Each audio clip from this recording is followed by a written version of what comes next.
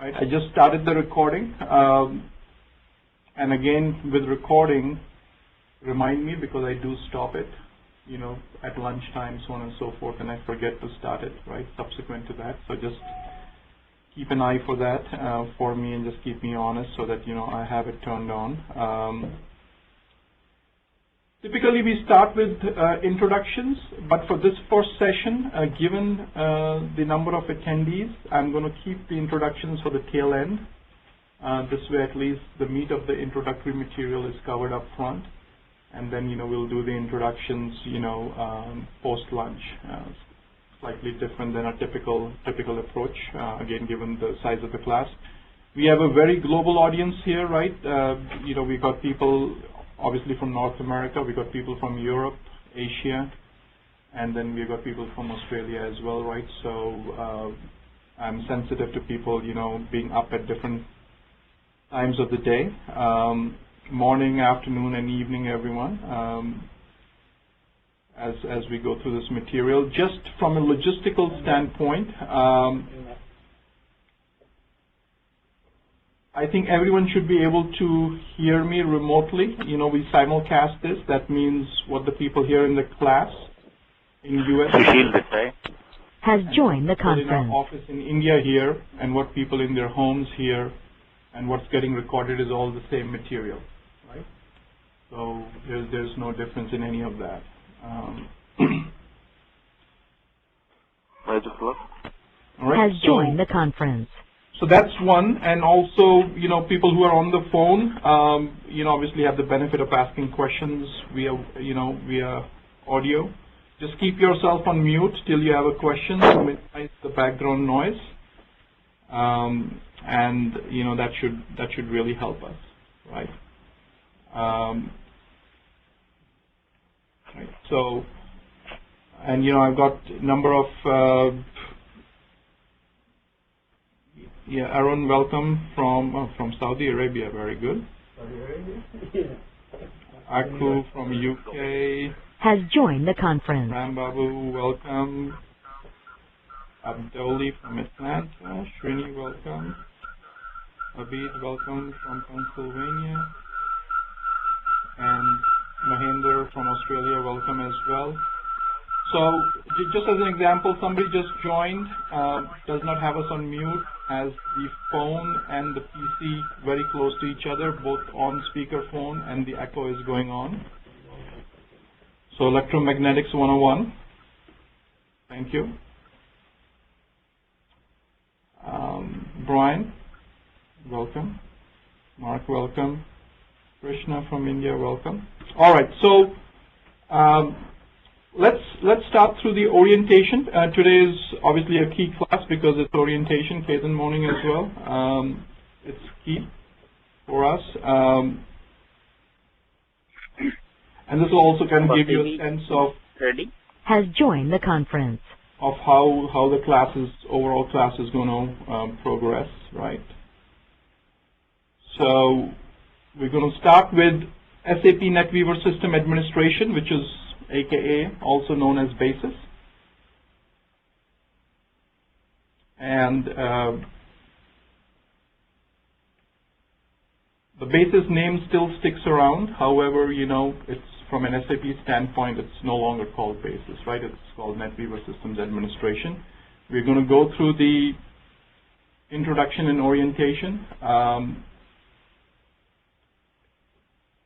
In any class of this nature, the single biggest challenge I have is that it's not that everyone from 7th grade came to 8th grade, right? So that people come from different backgrounds, and so it's you might have a seat there, right there.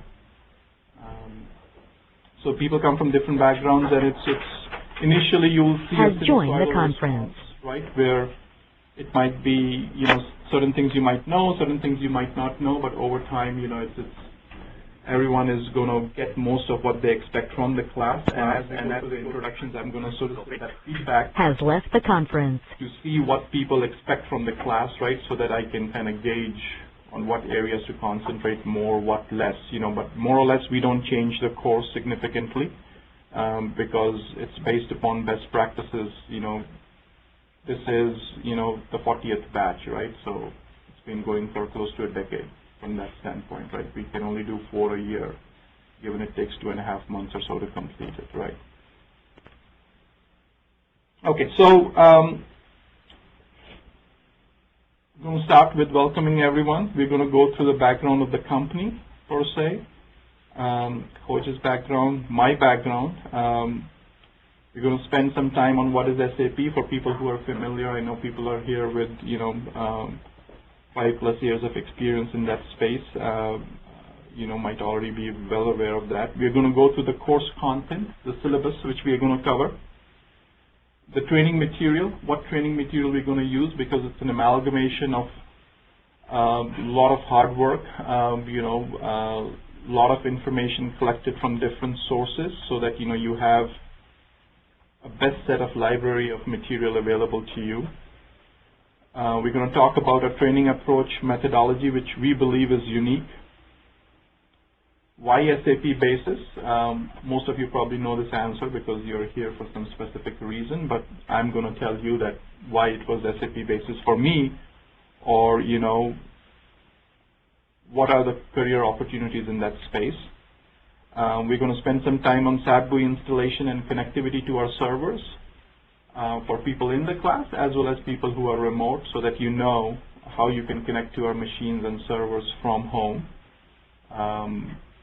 Right? Or when you're in the office here, if you get your own laptops, you can do the same, right? So we're going to cover that as well. All right. The only thing I forgot to tell you guys is that do not change, do not try to become presenters, right? Let me present. I will have opportunities to put you guys on spot as well, so we'll give it back to you. Okay, so please do not play with live meeting. Dina, I think you started sharing. Come on in. So do not share anything. I've given that control for specific reasons to you guys, which I'll talk about later. Okay.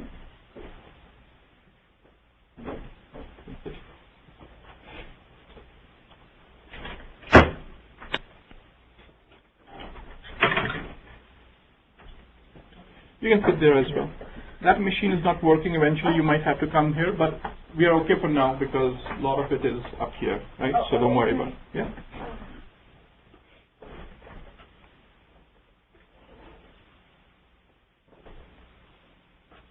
So just, guys, do not share anything. No, don't worry, Dina.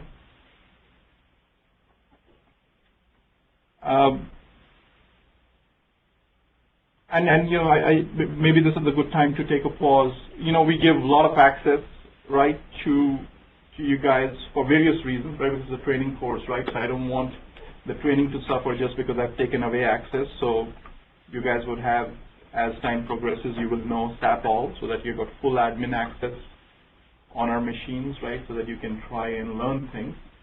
Similarly, even on live meeting, we have given you enough access is because if I have to do remote troubleshooting, the only way I can do it is by making you presenters, right? So that's why that access is with you, so that I can, make you presenter or take control of your machine, etc., right? And help out with the troubleshooting exercise. In addition, as we would do that troubleshooting, you would also notice that we have one of our admins from our office in India who's going to play the role of a virtual lab assistant and would help out, with assisting remotely, off hours, right? With any issues you might have, as you learn the material, even after the class, right? So that's there for that specific reason. So my presentation should be back up, and then just to kind of get our hands dirty, we are going to start with the very first topic to me, which is the foundation of everything you're going to learn for the next 8 weeks, is the SAP technical architecture, right? If you get this down cold, everything else builds on top of it, right? I just come from that background, from an architectural background. So just to kind of, make sure that you have vetted your appetite, right, before you leave this introduction and orientation session. We'll spend some time on SAP technical architecture. We'll also spend some time on some key SAP transactions, again, to whet your appetite, right? All of this would be repeated more formally as we go to next week. Frequently asked questions, and then I'll open it up for just general Q&A for people to ask, right? So that's going to be the way we proceed. For people who are in the class or even remotely, right, if you don't have the SAP GUI installed or if you cannot log in, don't worry, right? That's for me to worry. So when we get to that point, we'll definitely get those things resolved and taken care of. Pay attention to the slides as we go through it. The recording is working fine. All right.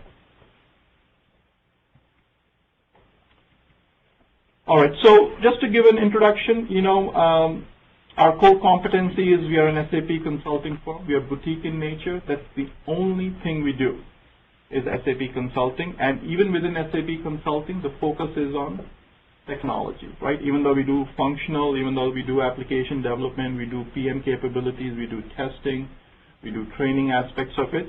But the core competency lies in SAP architecture, SAP systems administration, SAP security, SAP performance testing, performance tuning, networking aspects, the core technology components, right? We were established in 1998, 90 plus consultants and staff, right? I would say 95% plus are in the SAP space. 20 plus large clients, most of them we work directly with, right, because that's our core business. Just an example of a few of them listed out there, right, all Fortune 500 companies. We pride ourselves in having the right partnerships. So we are an SAP services partner. Very, very difficult to be one, especially with a company of this limited size. But then again, SAP is very good at recognizing that if you are a player with a specific skill set in a specific area, they want to make sure that their customer base benefits from it, and hence. I've given some links which you can peruse at your own time. We are part of the SAP EcoHub, which is their ecosystem for SAP partners. That's the link pointing to it. We are a systems integration partner with AWS, with Amazon Web Services. This is where the world is moving, right? I can almost guarantee that in the next 3 years, you will start seeing a significant demise of your traditional data center hosting, right? You'll see a significant demise of that, right? And people are going to move to cloud-based computing. It's going to become more standard. We are seeing it at multiple of our clients. In fact, I cannot name even a single client where cloud is not being talked about. And forget about in general, more specifically for SAP. I've got 3 active clients where I do work on a weekly basis where we are doing cloud installation, even to the extent, and I can tell you this, in North America, you cannot go to a non-SAP delivered training course where they're going to train you on cloud. So you will see today systems running on Amazon Cloud.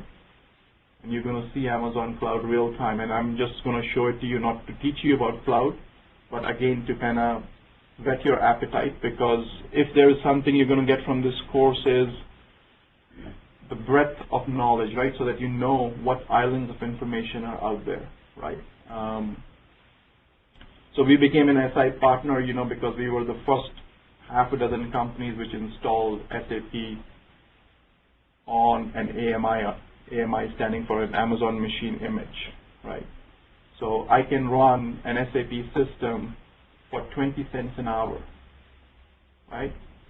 20 cents an hour, where the provisioning time is 1 hour, decommissioning time is 1 hour. That means I've got no baggage going into it. I've got no baggage coming out of it, right? And when I say, 15 to 20 cents an hour, I literally mean that. And this is like a typical dev or a QA system, which you could run for a Fortune 500 company at that kind of price point, which speaks volumes. And you will learn more about it. We are partners with IBM. We are partners with HP. In HP, we are software partners, so our focus is more on quality assurance testing in tools like HPQC, Quality Center, Quick Test Professional, Load Runner. You'll learn soon, I started my career as performance testing expert in the SAP space. And in fact, some of the first load runner scripts written in 1995 were written by me, and some of the methodologies followed by Pricewaterhouse then, IBM today, for global performance testing of SAP were developed by me, and obviously enhanced since then by IBM. We have the right affiliations in place.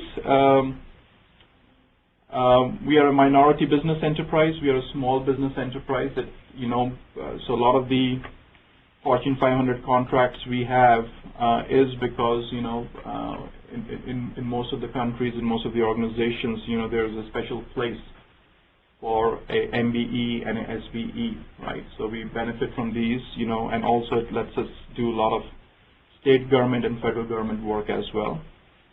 We have our offices. Some of you are sitting here in Ramsey, New Jersey, and this is our head office.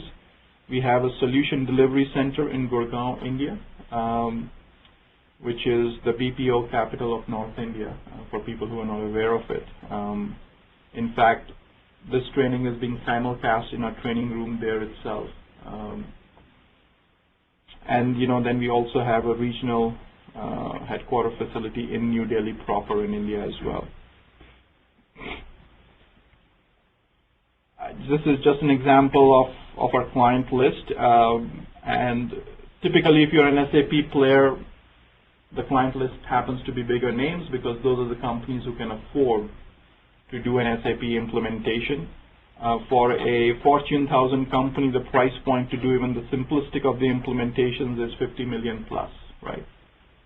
Obviously, SAP is making a big shift to go after small and mid-market, right, with different licensed versions of their product, where you can do software as a service, or you can do relatively trivial installations where you minimize the configuration, where you minimize the customization, you use out of the box as much as possible. Why? Because the growth after the Fortune 1000, which unfortunately is only 1,000, right? So, you would hit a ceiling at some point, and then the growth will only come from going after the mid-market, going after the what they call SMB, small, medium businesses, right? And that's where SAP's focus is. And a lot of their recent acquisitions, Sybase specifically to name, is going to help them do that. Why? Because the database is going to be licensed by SAP now. So you are not going to get bundled into buying separate SQL Server licenses, separate Oracle licenses, right? Because SAP would be bundling the Sybase platform into their products, right? They obviously had MaxDB earlier, but MaxDB just didn't have the same capabilities as the Sybase, traditional RDBMS has, right? So these are companies we have worked or continue to work at. Our business model, again, I don't want to spend too much time on it, but from a vision standpoint, SAP technology and software quality assurance, consulting and training services, we pride ourselves in that. We don't want to be generalists, we want to be specialists, so that's where our focus is. Strategy is technology solution offerings, and we provide a vertical integration. We are not shy of saying that we hire, train, deploy, develop, and retain the best and the brightest, right? Our model is not always go after experienced hiring, right? We have hired people straight out of college, but we have trained them well, we have groomed them well, and we have developed them, we have deployed them, and we have tried to retain them. Very few companies can pride themselves in having people, for 10 plus years. That's just not the mantra for a consulting company, right? Even the Big Four. Right partnerships with SAP, IBM, HP. This is a dated slide, AWS also included. We have got very good network of vendors and consultants whom we have dealt with over the years. We maintain a CBIS database. It's a technology which we have developed over the years. probably 100,000+ contacts in there of people, right? And this is outside of LinkedIn or Facebook or anything else we might do. These are people whom somebody at our company has at least talked to once, right? That means if we have done that once, we will never lose that contact, right? Because if you spend half an hour of your knowledge capital on someone, you want to maintain that someplace, right? So we pride ourselves on that. And then from a customer population standpoint, right, both large businesses and medium businesses out there, right, which we work with. Srinivas, good question. I will hold off on some of the questions because it'll help me to kind of come back and kind of go through those. Whenever I ask questions asked remotely, I will also try and type it because people who are remote can, then make sure that they're reading the question as well. And when I type it, it also is getting recorded the same way, right? So it just becomes easier to go back and revisit. Our solution offerings, right? What are the areas we work on? Again, not relevant to training, but the reason I talk about this is because as professionals tomorrow, you need to know how to engage companies, consultants, and what kind of practice areas do exist in the basis realm, right? And this is going to give you a foray into it, right? So our biggest area of specialization, which is how we start most of our consulting engagements, is Architect SAP. This is purely SAP technical architecture, strategy, and design, laying down the foundation on which you're going to grow. Because if that is rock solid, you will reap benefits for years to come, right? Not just during the project phase, which for any SAP engagement for a Fortune 1000 company can easily be 4 to 6 years, but even beyond that. I always say jokingly, an SAP project never ever ends. I know you will attest to it, right? From BD standpoint, probably it's still continuing, right? It never ever ends. It's initial implementation, it's an upgrade, it's merger and acquisition subsequent to that. Something or the other is going to continue. It's a breathing system, right? So it will just continue. The projects don't end. Remote SAP, which is our best sure SAP NetWeaver systems administration capability. It's onshore, offshore, nearshore, right? What is the best mix of people, resources on how you want to deliver it? Again, systems administration. Manage SAP, which is our solution manager implementation and consulting service offering. Solution manager, and we'll spend a lot of time in this course on it. We have a separate Solman training course as well. It makes sense attending that only after you have attended a basis course. But what I do is, just as a courtesy, to most of the attendees here, we kind of give you the recordings of few sessions from the Solman course, so that at your own disposal, at your own discretion, you can go through those recordings and benefit from it. Solution manager in the basis space, it's an ERP for a basis team, essentially. It's an ERP for the basis team. If there's a one-liner you want to know about it, right? So that means the basis team, for them to manage their own landscapes, to monitor them, to manage them, to effectively upgrade them, to do an inventory, to have a system landscape directory, you use Solution Manager. If you master it, you have an ERP where the resource you're planning against are your SAP SIMs, right? SAP has invested hundreds of millions of dollars in this technology over the last 3 to 5 years. And to the extent that I spend close to 10 to 15 hours on a week trying to keep up with the technology, yet I cannot keep up. So fast is the change of pace, right, in that space. We'll talk more about it, right, about Solution Manager and the term which now the industry uses and SAP as well, called ALM, Application Lifecycle Management, right, which is a term which is inherent in the methodology of Solman. Solman is based upon 2 methodologies. You will see both of those being covered in the training material as we go through. One is the traditional SAP implementation methodology called ASAP, Accelerated SAP, and the other is SAP's run methodology called Run SAP, Run SAP, right? So one is project ASAP, the other is run or production support, right? Sustain mode as they call it, called Run SAP. And people build centers of excellence, competency centers, and more sustained run practices based on that methodology, Run SAP. Turbo SAP is our service offering in the performance management space. Performance management in an ERP application is very, very critical.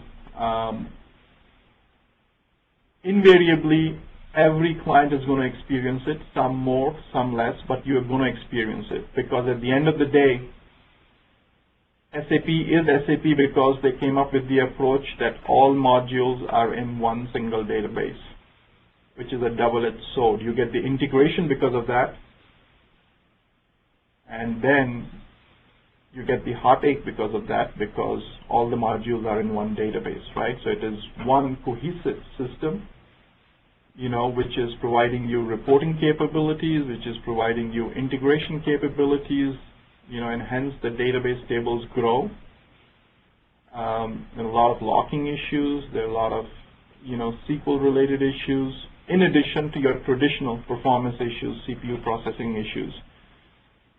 So very, very complex, and this is where a good basis admin differentiates himself or herself from the crowd, is how well and they manage performance-related issues, because performance-related issues are not documented in textbooks, right? It is experience which teaches you how to deal with them. Assure SAP, which is our SAP automated quality assurance practice, where we focus on automation of test cases. The test cases being of either kind, either functional test cases where you use Quick Test Professional, which is an HP product, or there are performance test cases which you use HP's LoadRunner product to automate. And in major implementations where you've got a lot of deployments going on, a lot of regions, a lot of countries, a lot of business units which have to go live, and even if that's not the case, where you've got a lot of releases, a lot of upgrades, a lot of patching going on, there is just no way you can go back to your user community, super users, power users, or key functional team members to continue to test again and again, because that's not a good use of their time. You want to capture that knowledge capital in automated scripts. And once captured, you want to replay them back, and you're going to see the results or the efficiency or the return on investment, because it is record once, play many, right? That's the whole mantra behind automated testing. Secure SAP. This is SAP security, application level security, design and administration. Very, very key component. Why is it key? At least in US, we all know from the debacle of Enron and Adelphia Cable, right, came into being Sarbanes-Oxley, right? And subsequently SOD, segregation of duties, right?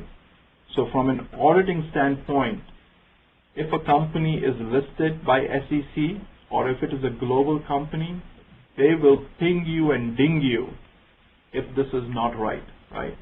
Because shareholders are after this, right? It could take down, tens of billions of dollars worth of companies like Enron, right? Because of lack of these kind of controls, right? So if it's an SEC listed company, there's no way they're going to compromise on any of this, right? So security design and administration is very key. I cannot tell you how many examples I've seen where people have got SAP all, which you will know in production. Everyone is a developer in a dev system, which it looks a very trivial system that everyone is a developer in a dev system. Yeah, that should be the case, but no. Remember, the landscape is a productive landscape, right? So even if you have a non-developer who has got developer access, it is an audit control issue right there. because they would build something, it would eventually get transported and it will reach production. Or they might change something, right?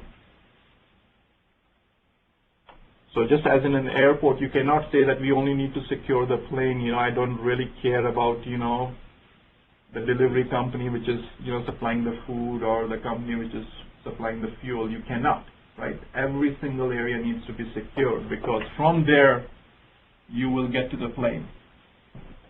From the dev, you will get to production eventually, and countless examples I can name. Again, this might look trivial. It might not look relevant to the training. But then again, my goal is to truly make you practitioners and consultants in this space, right? Not just give you SAP transactions, because that you could have gotten, $19.99 book right from Amazon.com. But these are the things nobody's going to tell you. It might take you has years left the to learn conference. at a client location or at a company. Train SAP, what we are doing today, and a lot of it is also specific training we provide to corporates, more packaged, more specific to their environment. What they do means there are countless basis teams, right? Where we have gone in to train the basis team, because people are at different levels, right? Or they might know one area and they never cross-train. Very joined the common conference. in a lot of SAP teams that they do not. Sorry, is there a question remotely? Bharti, ready? Has left the conference. Okay, no. So we provide a lot of training of that kind, which is very focused. And then consult SAP, which is staff augmentation, right, in a lot of different consulting areas in SAP. These are solution offerings, which we are trademarked, right, because this is our core competency, right. Most of our engagements at clients start with something like this. If you are going to be in the basis field, believe me, you will be dealing with consulting companies or resources, consultants, or projects which fall in one of these areas, invariably. I'll just give you some of my background. I've given you my LinkedIn profile as well, so that you can refer to it. But roughly 20 plus years of IT experience. The first 5 of those years in the SAP space were at Big 5. And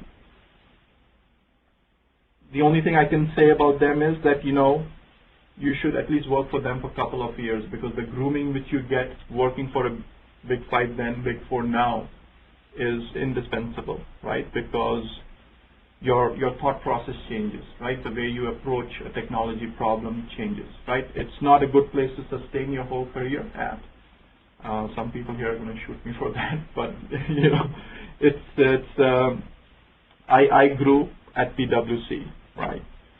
So I still remember my first day working for PwC. I went to a client site location at Times Square, a big publishing house, world's biggest publishing house, and the partner introduces me to their, back then a CTO who was responsible for the SAP project, that SAP, Ajay is your performance tuning expert. And I had not seen the SAP GUI screen, right? But you always know that you have till tomorrow, right, to kind of get back to the client with something. And that always helps you, right, overnight. And that's where the methodology for performance testing SAP was written on that client, actually, and PwC started using it globally, and subsequently IBM started using it globally. I've got 16 years of SAP basis, project management, team lead, administration, architecture experience. Those are the different capacities I've worked at or continue to work at. 12 plus SAP full lifecycle implementations in ERP space, around 5 in BW, 4 in Solution Manager, 2 in what used to be APO, Advanced Planner Optimizer, now called SCM, Supply Chain Management, Enterprise Portal, PI, BO, BPC. We're going to talk about these acronyms as time progresses. And again, SAP is innovating at a pace that you cannot learn at the same pace. I jokingly tell people that in 1995, 1996, when I started in SAP, At the end of the year, when I went to my partner at PwC, then I said that in 1 year, Has joined the conference. 30 to 40% of what there is for a basis admin to learn. Today, I kind of look back and say that I probably only know 10 to 15%. Why? The reason, I have digressed is because SAP has innovated at a pace which there's no way to catch up with.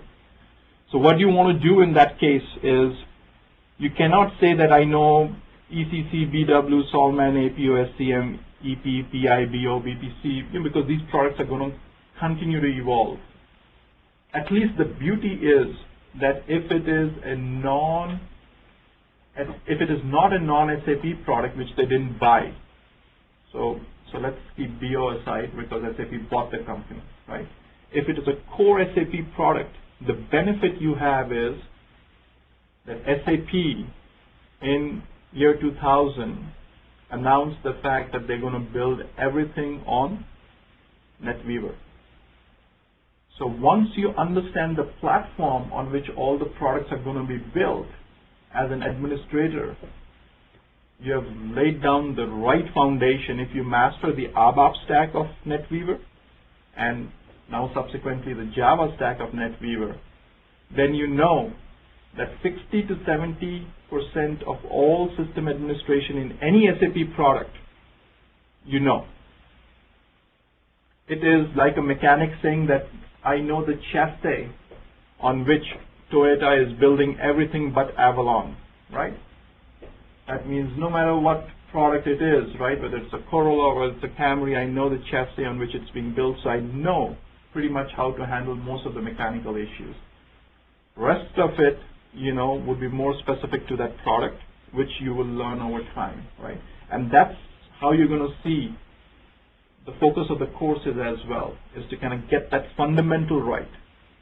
And based on that, you'll be able to learn a lot of the products either through a course like this or even independently, right? Because you would know the fundamentals, the foundation on which the products have been built. I'm a certified SAP Basis Technical Consultant, certified by SAP AG, and this course is going to focus on giving you those skills to get certified. SAP certification is not trivial. I remember when I was taking it, and then subsequently enhancing it, it took preparation, right? It took close to 3 months after going through what was back then a PwC training. And even now, 3 to 4 people from every batch take it almost immediately, while I'm still in touch with them, and it gives me some pride and confidence that, people are learning and are getting certified. A certified consultant will definitely perform better than a non-certified consultant to begin with, right? Because at least, they know the theoretical aspects, right, of pretty much every single area in the NetWeaver stack, right? And also, what it tells me is that they have the passion to read and learn. And in technology which changes very fast, that skill set is very critical. Because you could have any number of years of experience. If you cannot read and learn, if you cannot pick up a manual, if you cannot pick up a trade magazine, you will never be competitive in the IT field because it's changing so fast, right? These people cannot tell me that I got 10 years of experience in social media. You just cannot make that statement, right? Because technology is so new. I've got, an MBA and an MS from Tier 1 universities in US, and I'll just say this about it. I went to, a top 5 MBA school in US with an intention to become an investment banker. I finished the course, with a 4.0 GPA, yet SAP was so lucrative and continues to be that I could not convince myself why be an IB, why be an investment banker, right? So whatever, however you want to interpret that, right? And I graduated when Coach was 4 years old, right? I started Coach and went to the B school almost at the same time. This company itself paid for my B school. Yet when I finished, I felt that, even though a lot of my a lot of my peers went into banking industry, went into more finance-oriented industries. 15 years of experience delivering professional education in SAP and the QA space. QA I've stopped because my family was after me, but SAP I still continue to give, right? Introduction to SAP. What is SAP? Obviously, it's a German acronym, and I'm not going to even try to pronounce it. But what it means is systems, applications, and products in data processing, right? It's the world's leading provider of enterprise application software, and delivers products and services to help accelerate business innovation for more than 183,000 customers in more than 130 countries. Needless to say, they have no competition. In that space, they just have no competition, right? All of their competition for various reasons, right? Whether it was PeopleSoft, whether it was Bond, whether it was any other Oracle Financials, right? Those companies have just done things which either they have shot themselves in the foot or they have done the wrong M&A activity, right? Oracle PeopleSoft being the classic example of that, right? So I've got only one or two examples in the last 15 years where SAP was ripped out and something else was put in. It's always been the other way around. Something else was ripped out and SAP was put in. One example I have is actually in the Montreal area, where there used to be a company by the name of Bar Labs, which is a generic manufacturer. It was doing a massive SAP implementation. We were part of it. But when they were merged and bought by Teva Pharmaceuticals, Teva was using Oracle Financials, so they reverted everything back to Oracle, right? So that's one example. And then there's another big example, which is Pfizer, which actually did a 180-degree twice, right? Was trying to do SAP, ripped it out, did Oracle Financials, now back again to SAP. And probably the biggest implementation in North America right now going on for them. Other than that, there might be, obviously I don't know everything, but I've not heard of any other major stories of that nature. 80+% of Fortune 500 is using SAP, right? And the SAP Business Suite, and you will learn a lot of acronyms, but from a Business Suite standpoint, there are only 5 products today. There is ERP, also called ECC, which is Enterprise Resource Planning, which plans various resources of an enterprise. If it's the financial resource they're planning for, then the module is called FI. If it's a human resource they're planning for, then the module is called HR. If it's the material resource they're planning for, the module is called MM. That's the way you need to kind of look at, right? So multiple modules underneath the ERP product of SAP. Then SAP got to a point where the SD module, the sales and distribution module, right, which deals with selling to a customer, got to a point of sophistication where SAP said that I cannot build more complexity in the SD module because it's going to become so complex that it's going to be a product in itself. And that's where came the genesis of CRM, saying that let's take that functionality with which you want to enhance your sales and distribution capabilities, right, outside of the core SD, and put it into something with which you're going to manage your relationship with the customer and call it the CRM product. Right? So that's why the CRM's strongest integration is with the SD module. Having given you that example, what module in ERP do you think was the genesis of SRM? It's just on the reverse side, right? We talked about the customer side of things. Now if you talk about the supplier/vendor, right? So essentially it is accounts payable and vendor management, right? So it's really the accounts payable area and the vendor management areas in SAP as an ERP core module, when they were enhanced, right, came about the existence of SRM, Supplier Relationship Management. And then, similarly, when the Material Management module in ERP, Production Planning module in ERP were looked into, saying that the requirements planning and the supply chain capabilities need to be enhanced, came the genesis of SCM, Supply Chain Management.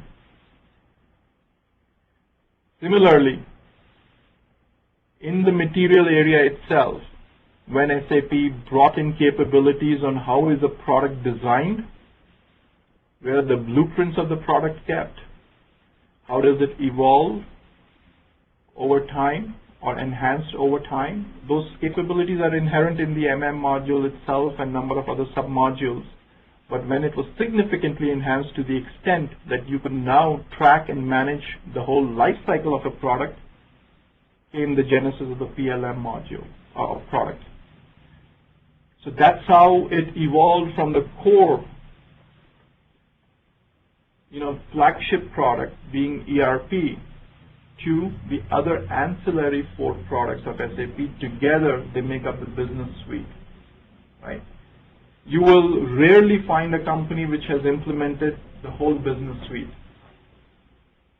But you will always find a company which has implemented the flagship product, right, ERP. And then they say, okay, only in those areas, where we outweigh the capabilities in ERP in that specific area, are we going to implement a product in that space, either CRM, SRM. So if you are a manufacturing company, it is very, very likely that you will do SCM, right? Because supply chain is very key for you, right? If you're a manufacturing company. But if you're, let's say, a services company, you're not going to be doing SCM. You're not going to be doing SRM. Why? Because if you are a services company, your supplier is your human resource. Your supplier is not any one of your vendors, right? It might be for what's called indirect procurement, pens, pencils, laptops, right? But you're not buying some material to manufacture something out of it, right? Which is called direct procurement. So for those companies, services companies, very, very common, you'll be implementing CRM because service sector, you're focused on the customer, you're focused on the client, you're managing quote-unquote engagements, right? Also, if you're a company which designs products, right, and that product has a life cycle to it, right? You're an auto manufacturer, you're in the aerospace and defense industry, invariably you will do PLM. If you're a pharmaceutical company, right? If you're in the process sector where recipes are important, like if you go to a pharmaceutical company, the recipe for the assembly line when medicines or injections are made, it's called the PI sheet, process instruction sheet. That PI sheet comes out of the PLM module, right? Because it is very, very critical to how you make it. Food, FDA, means FDA-based industries, right? Whether it's a drug manufacturer or whether it's as food manufacturer, right, would tend to use PLM to have the process sheet instruction. Again, some of this might look functional, but as a basis admin, if you do not know what you're supporting and why you're supporting, why are you installing all this crap, you will just continue to install it, right? But if you understand the fundamentals behind it, that why is your company ticking and investing hundreds of millions of dollars in this, you will go a long, long way because you would have those fundamentals behind you. And that's why I'm focusing on this, right, is that why is this business suite, why is it critical, how did SAP even evolve to this, right? Okay. Introduction to SAP. TLAs, 3-letter acronyms, right? This is our own doing, right? SAP does it to make it difficult for the competition. We guys do it to make it difficult for our competition, right? It's just barrier to entry. However, the goal of this course is to kind of make it simple for you, right? Software companies tend to do it so often. Why? Because you can relicense the same software, right? It's a perpetual license. You rebrand it, do something, you can sell the same license all over again, right? SAP Business Suite Applications, ERP, also called Enterprise Resource Planning, and most often you will use the word ECC, and people ask me very often, Ajay, what's the difference between ERP and ECC? It is very, very important to understand it, that ECC stands for Enterprise Central or Core Component. What it is telling you as a consumer is that the core of the SAP ERP product is not going to change for 5 to 7 years. That's what SAP's CEO responded back to the CIOs of the world, that we are not going to change the core that often. We are going to keep the core stagnant, constant for 5 to 7 years, preventing you from doing an upgrade. ERP, current version, ECC 6, or also called 2006, came out in 2006. SAP has not had, so it's 6 years in the counting, right, to the 7th year, a release of beyond ECC 6 since then. And they're sticking to their guns. Why? Because the single biggest complaint from the CIOs to SAP was that we cannot upgrade and continue to upgrade because, guess what? An upgrade project in SAP is a $20 million plus endeavor. That we cannot continue to do this and put our business at risk and spend this kind of money. Why? Because number one, double bookkeeping has been double bookkeeping since the time people started keeping accounts. What the hell are you changing in FICO? SAP had no answer to this, but then SAP said, well, but you guys, want this special ledger, you want these other capabilities, new GL, or you want, some other way of doing accounting. So collectively they agreed to saying that new innovation, that means new capabilities, new functionalities are going to be delivered in ERP outside of ECC in what we today know as enhancement packs. Is that the periphery is going to be upgraded without touching the core. And the moment you make that statement, what you're saying is that when you apply enhancement packs or when you upgrade enhancement packs, they are benign to your core functionality. Same statement cannot be made about support packages, and you're going to learn what is a support package as time progresses. But a very fundamental change in SAP's release management approach came about when they introduced the concept of enhancement packs, saying that the innovation, new capability, new functionality is going to be segregated from the core, even though it's one single system. And with that, you will have the ability to get new innovation without touching the core. And the core has not changed 6 years and counting from ECC 6 days, which is ERP 2006. I've just listed some of the modules here, right? Warehouse management, project systems, HR, PP, MM, SD, FICO, called as FICO in the industry, right? Other products of SAP as well have got modules in them. Like if I look at SCM, supply chain management, has got modules like DP for demand planning the demand, right, out there, what's going to be in the future. SAP's ERP could never forecast in the future. It could do MRP, but forward-looking, right, maybe 1 week, 2 weeks, 3 weeks. It could not say what's the demand going to be for PlayStation XYZ next fiscal year during December. It could not do that kind of analysis. In fact, I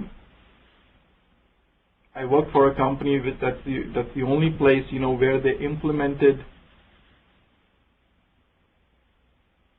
BW and SCM before they implemented ERP, because that company didn't manufacture anything in US.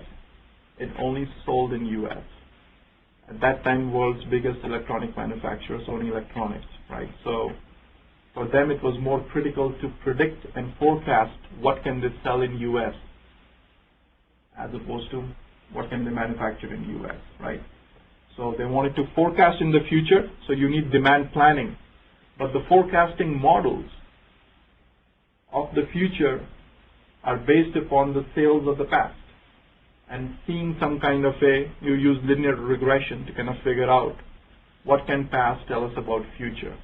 And then also do some other math, some other mathematical models. So you needed BW to kind of look at historical data buckets, that how have we been selling various products or various SKUs, as they call shopkeeping units, in the future. So that's DP module. Supply network planning, which is your network of plants, warehouses, distribution centers.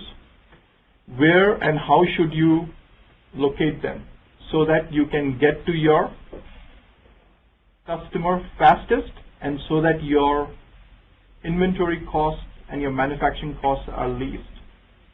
In fact, that supply network planning didn't come from manufacturing companies. The logic and the technology behind that came from the airline industry. What we today know as the airline hub and spoke model is what was the genesis of how companies place their distribution centers, their plants, and where they place it. A very well-renowned Indian scientist, while studying in US, during his term paper, came up with that model. It's called the Karmarkar's algorithm, right? Which is the concept of weighting. That, if I need to take up, if I'm United Airlines, right, and I know the whole traffic pattern in US, why do I want to build my hub in Newark, right? Or why do I need to have another one in Houston? And then why do I want to route traffic through these hubs? That even though I might lose traffic, even though it's a longer route, why is it going to enhance my profitability in the future? So that algorithm is from Karmarkar, is scientist, and that's what drives the S&P module. And there are other algorithms since then. There have been a number of variants of it. Again, these are all functional things, right? But you need to understand what's happening in the system, right? Appreciate that as we get into what's the engine behind it, right? What's the technology on which it's built. Supply network collaboration. This is what's called CPFR in the industry, collaborative planning, forecast, and replenishment. This is where you tell your customer to help you figure out what your demand is. Collaborative planning. That means if I'm Sony Electronics, I'm relying on Best Buy to tell me how many PlayStations to manufacture. And Best Buy is probably relying on Amazon.com if they're selling through Amazon.com, or point of sale systems sitting at their retail outlets to figure out real time what is happening, right? Because gone are the days, right? Companies like Samsung manufacturing handhelds where the full PLM, the product life cycle of a handheld phone, is probably 9 months. That's it. Right? You're not going to be looking at a Galaxy Tab for more than 9 months to a year, right? A whole different generation of it is going to come out. So if you're planning for those kind of products and you're building a supply network collaboratively for that, you need real-time information. So SNC is that module. Again, you would appreciate over time that a lot of what SAP has done is for manufacturing industry. Where they are behind overall is in the services industry, and where they are the furthest behind than any other ERP product. In fact, where ERP very rarely exists is the financial, banking, and the insurance industry, right? Very, Sybase and proprietary applications written on top of Sybase is what a lot of the Wall Street today runs on, right? even today. And SAP or any other ERP product has not had a foray into that, right? Because nobody has yet figured out that I know how to sell, a dial soap through SAP or a CPG product through SAP. How do I sell a portfolio of securities through SAP? Whole different paradigm, right? The MM module is not built to do that. So, same with the services industries, right? How do you sell different services through the same MM module? And how do you sell something which is not a tangible product? Right? And SAP has come a long way. Obviously, it has delivered, if it's not a tangible product, it has said for services industry, implement PS, project systems, right? Whether you're doing a staff augmentation, whether you're doing an engagement for whatever purpose, right? The engagement could be building a house. The engagement could be, writing a book, right? So, as I gave you the example of the publishing house, the world's biggest publishing house, they use the PS module. So, from the time when they gave the contract to a writer or a writer approached them with a manuscript, all the way till they had an ISBN number, the life cycle of the book was managed in a PS module. How much time was spent by the writer, how much time was spent by the editors, how much time was spent by the publisher, what happened to the book, right? What's the profitability over the life cycle?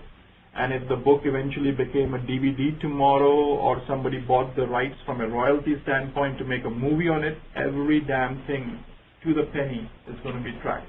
That's called the PLM, right?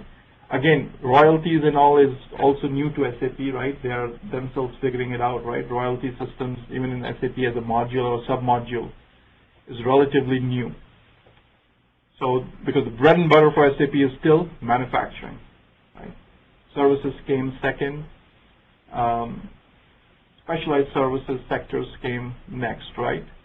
So, in the financial industry, especially insurance, SAP is now very good at, because they have called what's called an industry solution, which we're going to talk about, where SAP has built specialized pre-configured versions of their products called industry solutions, saying that if I tell you that how is a claim handled in SAP, right, and if I pre-configure it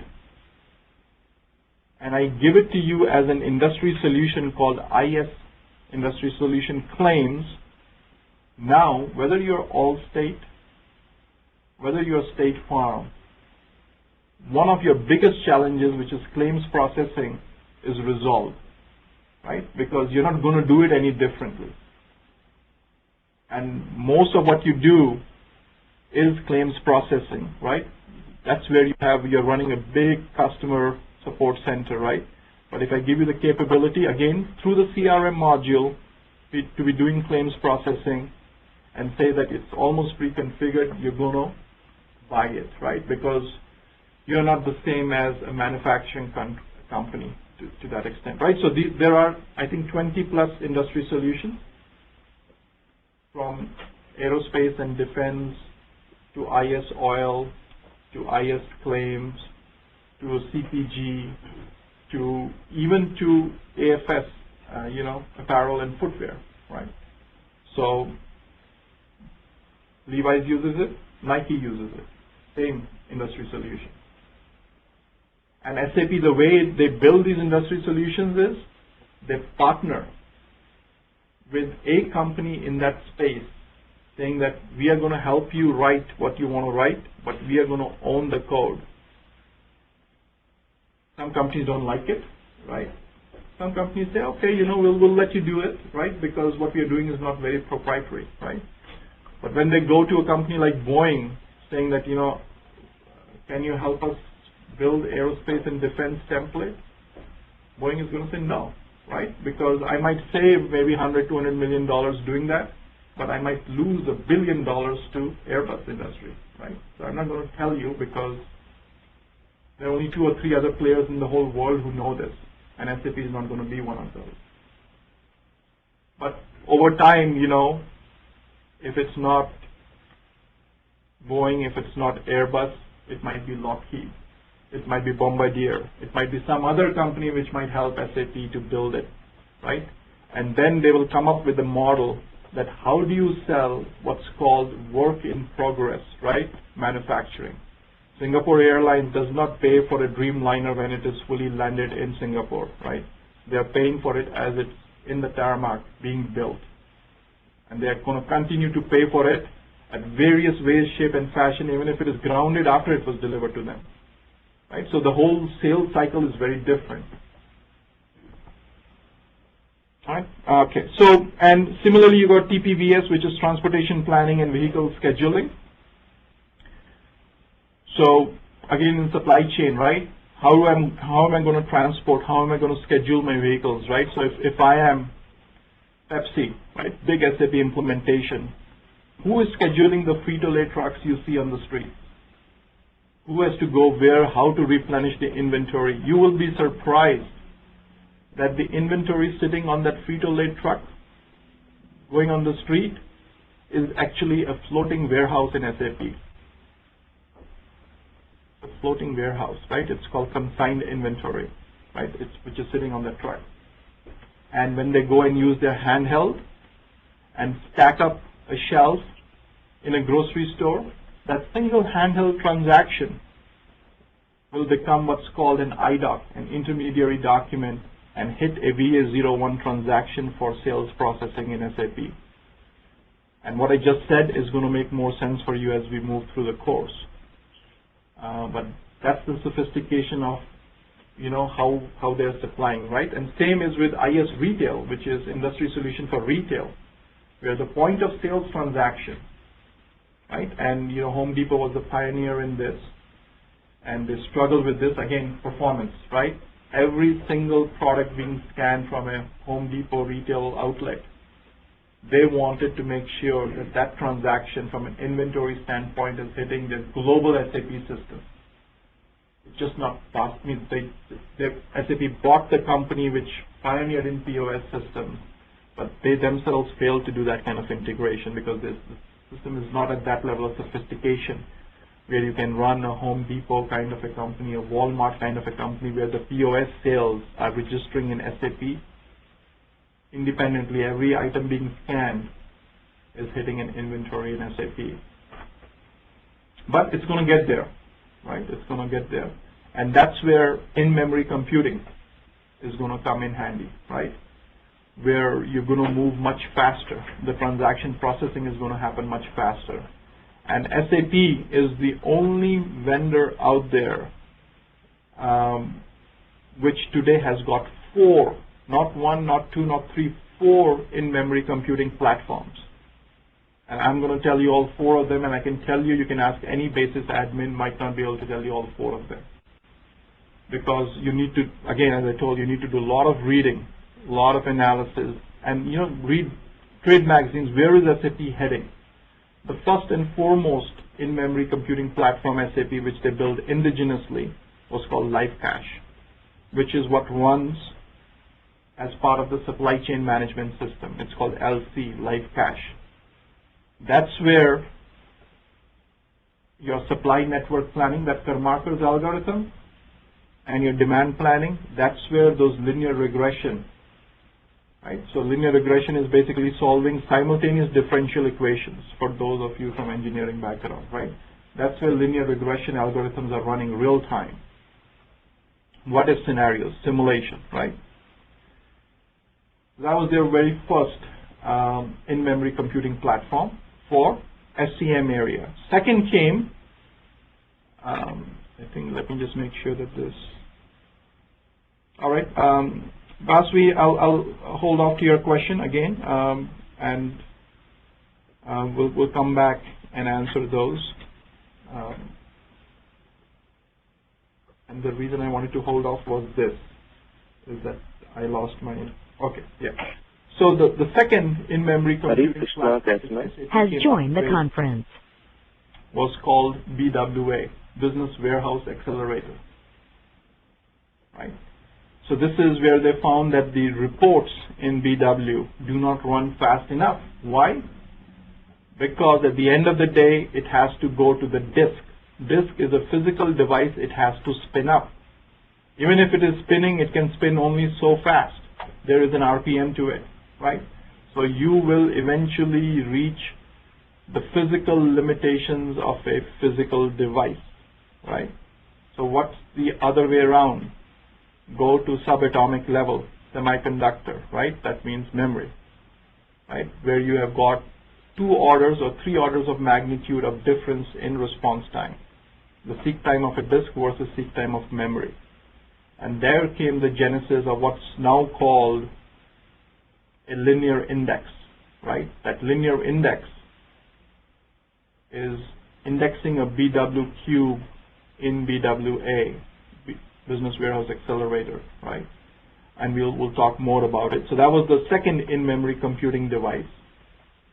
The third came about when SAP bought Sybase. Sybase has got nearline analytical in-memory computing platform called NAI or IQ, which was the engine which Sybase used for their text message aggregation technology, right? Where SMS messages, right? Like if you look at American Idol, right? All the text messages which go and you say that, you know, who came first, who came second, who came third within split seconds. That aggregation model on how that aggregation is happening real time has left the conference. Engine. So that was the third technology SAP acquired more recently, and the fourth one I think everyone knows is HANA, right? And I can tell you this, my gut tells me with HANA, at least 1 or 2 of the previous in-memory technologies is going to go away, and HANA is going to replace it. And then eventually your traditional disk-oriented RDBMS is going to go away, and HANA is going to replace it. People had the same doubts when NetWeaver was released in 2000. NetWeaver replaced what was called BASIS back then to NetWeaver System Administration in 7 to 8 years, where nothing SAP built was built outside of NetWeaver. That's why Larry Ellison is scared, right?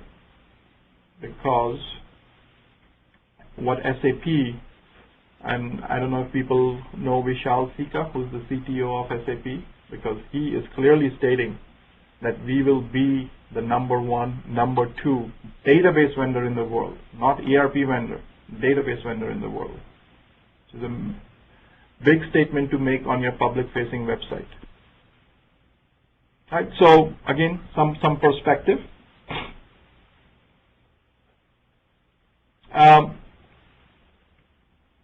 More terminology.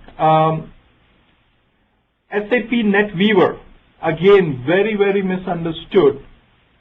If what we talked about was the business suite, where is NetWeaver and where are things like XI, PI, Portal, BI? They are all part of the NetWeaver stack, and you will learn soon what's called the refrigerator diagram of SAP NetWeaver. And that refrigerator diagram is going to introduce to you the various components which make up SAP NetWeaver. The most fundamental of those is the web application server.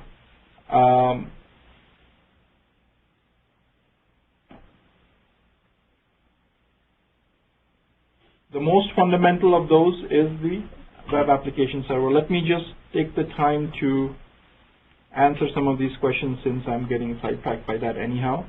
So the third in-memory platform is Sybase, NAI, and IQ, and the fourth one is HANA, right? Then Vasuvi's question is, does CRM, SRM, etc. depend on ERP or ECC? Yes, because they get data and they send data to ERP, ECC. right? So they depend in a fashion that they are tightly integrated. If you just have a CRM system, you cannot do much with it. SAP has built CRM, but built it with very tight integration using a technology called ALE, application linking and embedding, right? Which integrates CRM and integrates SRM with ECC. So tightly integrated. I mean, is ECC mandatory for other business suites? Technically, no. Means your system would still be up and running, humming. But if your core ERP product were Oracle Financials, you got to be a confused decision maker if you say that I'm going to be using Oracle Financials as my core ERP product and using SAP CRM as my CRM product, right? Because you will then be building the integration which you can buy relatively cheaply from SAP. Cheap in a sense that it's cheaper. SAP probably spent, $300-400 million building it. There's no way you can build it, with much less. You're better off buying that integration, right?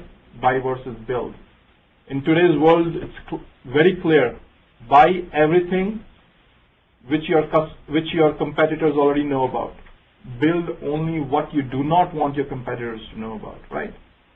If E-Trade has a stock trading application, which guarantees 1 millisecond, fulfillment time, they're only going to invest on that, right? They're not going to invest on, something, which everyone already knows about, right? Something which is core to your business. If you are UPS or FedEx, when the person who takes your digital signature walks down to the truck and syncs the handheld, you're investing in that technology, right? But you're not going to invest in an accounts payable technology if you're a UPS or FedEx, right? Because that's not core to your business.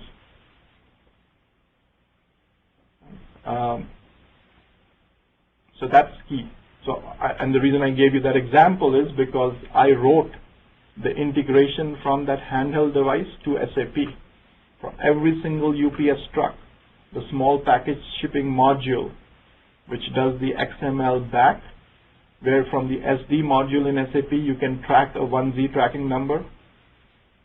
I wrote that integration for UPS in Paramus, right? And this was like 8 years ago now. But they invested a lot of money, right?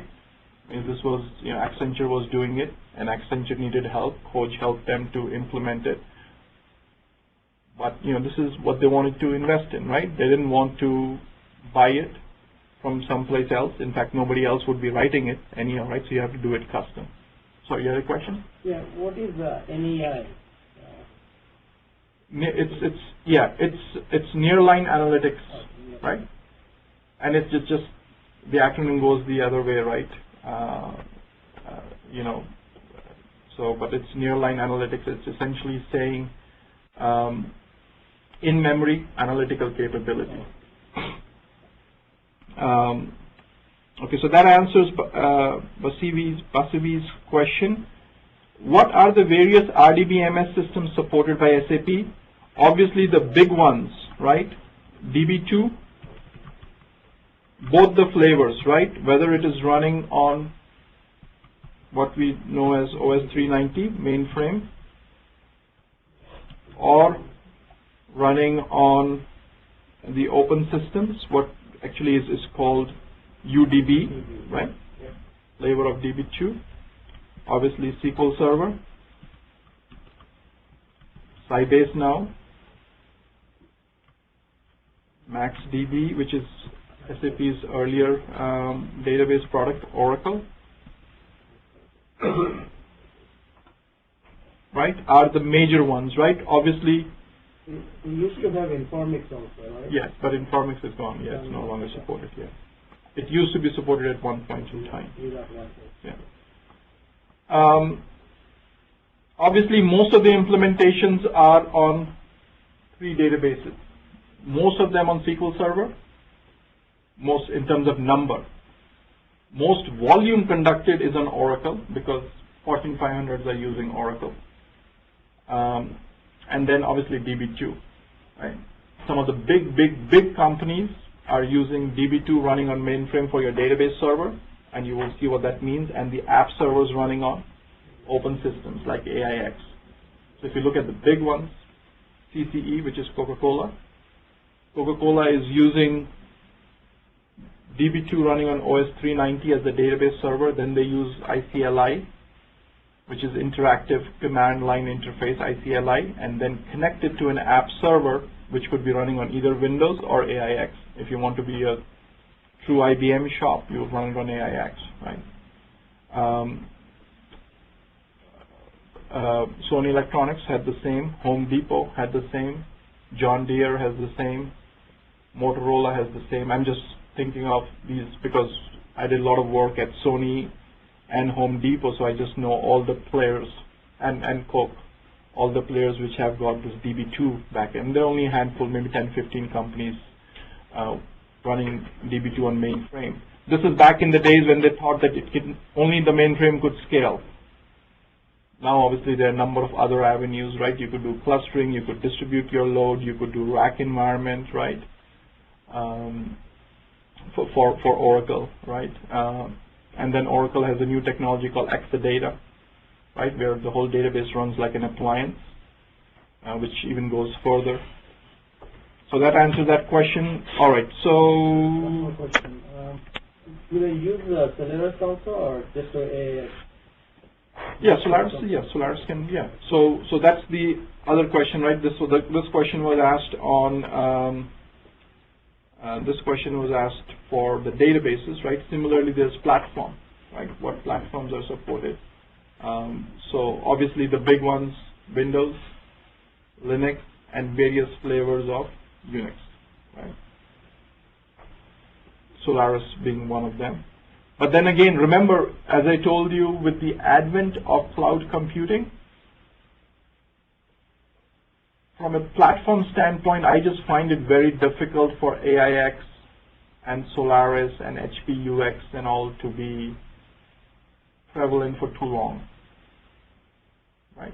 Just prevalent for too. It's a difficult model, right? Because these companies are not willing to work with Amazons of the world, right, or VMwares of the world to kind of say that, you know, let's come up with the logical partitioning technology, which is more generic, right? They all have their own virtualization technology, which is not out in the open, right? So, all right.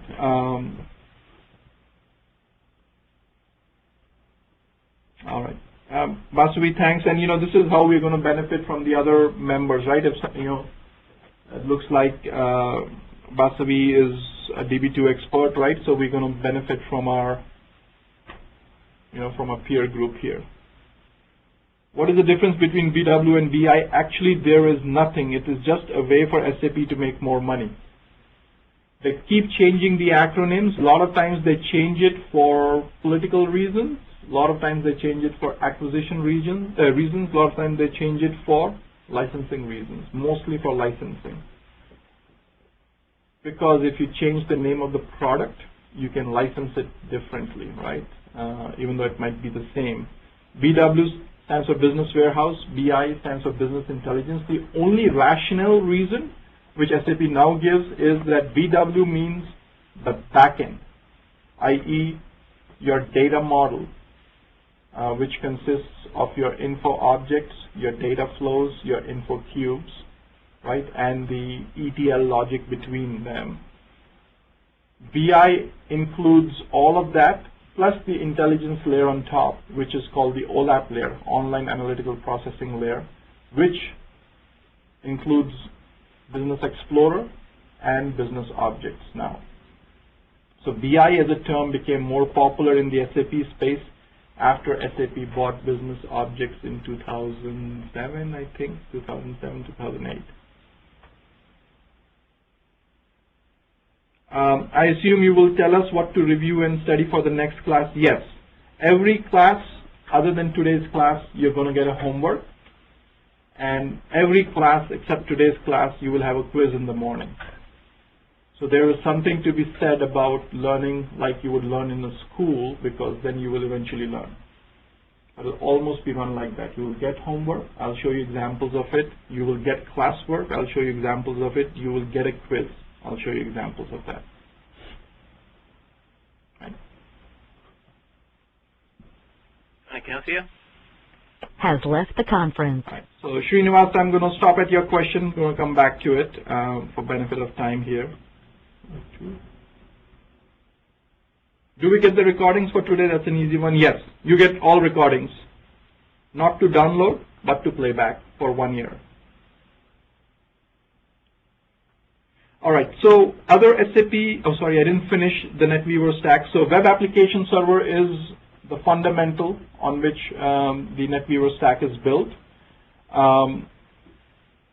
Business Intelligence and BW, right, I told you that they keep changing the name, right? So, and again, actually, even after we built this slide, it's back to BI.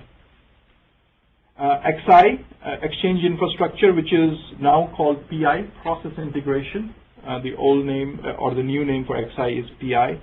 Portal, MDM for Master Data Manager.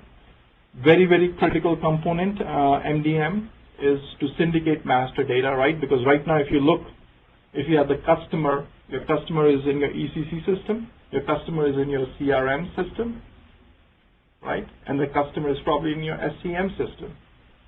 If you have material, it's in your SCM system, it's in your ECC system. And the moment you take one master data element and put it in multiple systems, no matter how thorough you are, you will get to a point where in one system it's called Bell Labs, the other system has left the conference. In the third system it's called ATT, in the fourth system it's called AT&T Wireless, right? And you're sending your invoices, bills, etc., all to different places, and you got a big master data issue. In SAP, master data is the key. The example I'm going to give you now is going to make your, your hair rise. Working for a company, food manufacturing company. In SAP, everything starts from a bill of material. That means what makes up that product, right? And every product which makes up your final finished good is costed for, so that you can have the raw material cost, manufacturing cost, and then your sales price, so that you can really figure out your profit, because you can run a P&L report at any given point in an SAP system. You don't have to wait for a month-end close, right? So in this company, the master data for what goes into making a can of soup, which is mushroom, was weighed. You had to weigh dry mushroom, they weighed wet mushroom. Sorry, the other way around. They weighed dry mushroom instead of wet mushroom. And hence the total cost of mushroom changed because on how it was weighed in the master data, right? The way it is set up, where the cost of the soup became more than the selling price of the soup, right? Because it's, because mushroom absorbs water, right, by multiple orders of magnitude. Right? And if you're not setting up the weight right, where you run your P&L, your whole company's P&L will turn red, right? Because you're selling at a price less than your what's called ABC, right? Activity-based costing, right? You're doing bottoms-up costing, right? That's the beauty of an integrated application, but that's the drawback also, right? If one single master data element is not set up correctly, it's going to come to haunt you. So a major career aspect in SAP, and these consultants are very cherished, are master data consultants, right? Who have loaded your master data, who understand your data architecture, who understand how data is loaded. Integration architects, right? Who understand how data goes back and forth between various systems, legacy systems and SAP, or between SAP and SAP, or within ERP itself for that matter. MDM gives you the ability to say that I am not going to keep my customer either in ECC or in CRM. I'm going to keep it in MDM. And both ECC and CRM are going to make an RFC call, remote function call to MDM to solicit the data. Single source of truth. Right? So that's the rationale behind it. Are you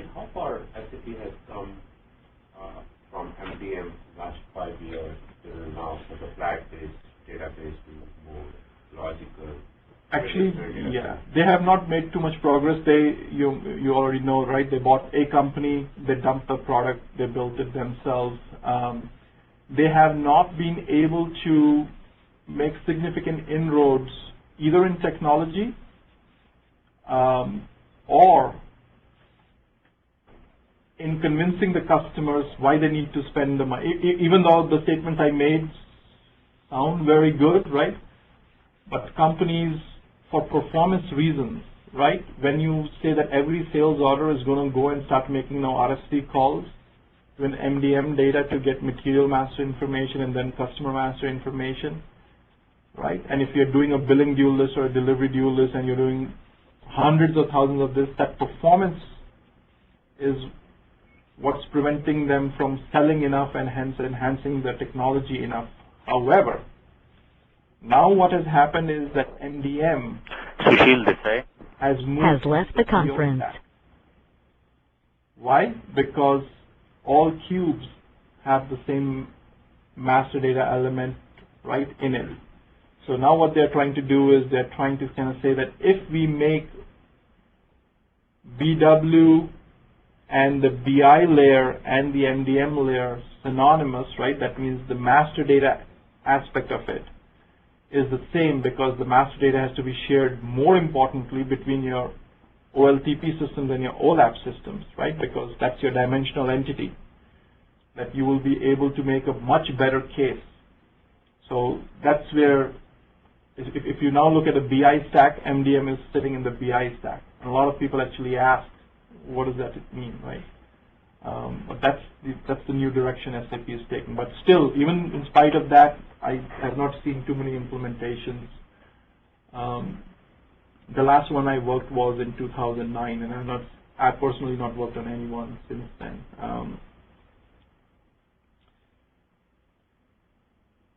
Other SAP products: Solman for Solution Manager, BPC, Business Planning and Consolidation. This is a company which SAP bought called Outlook Soft,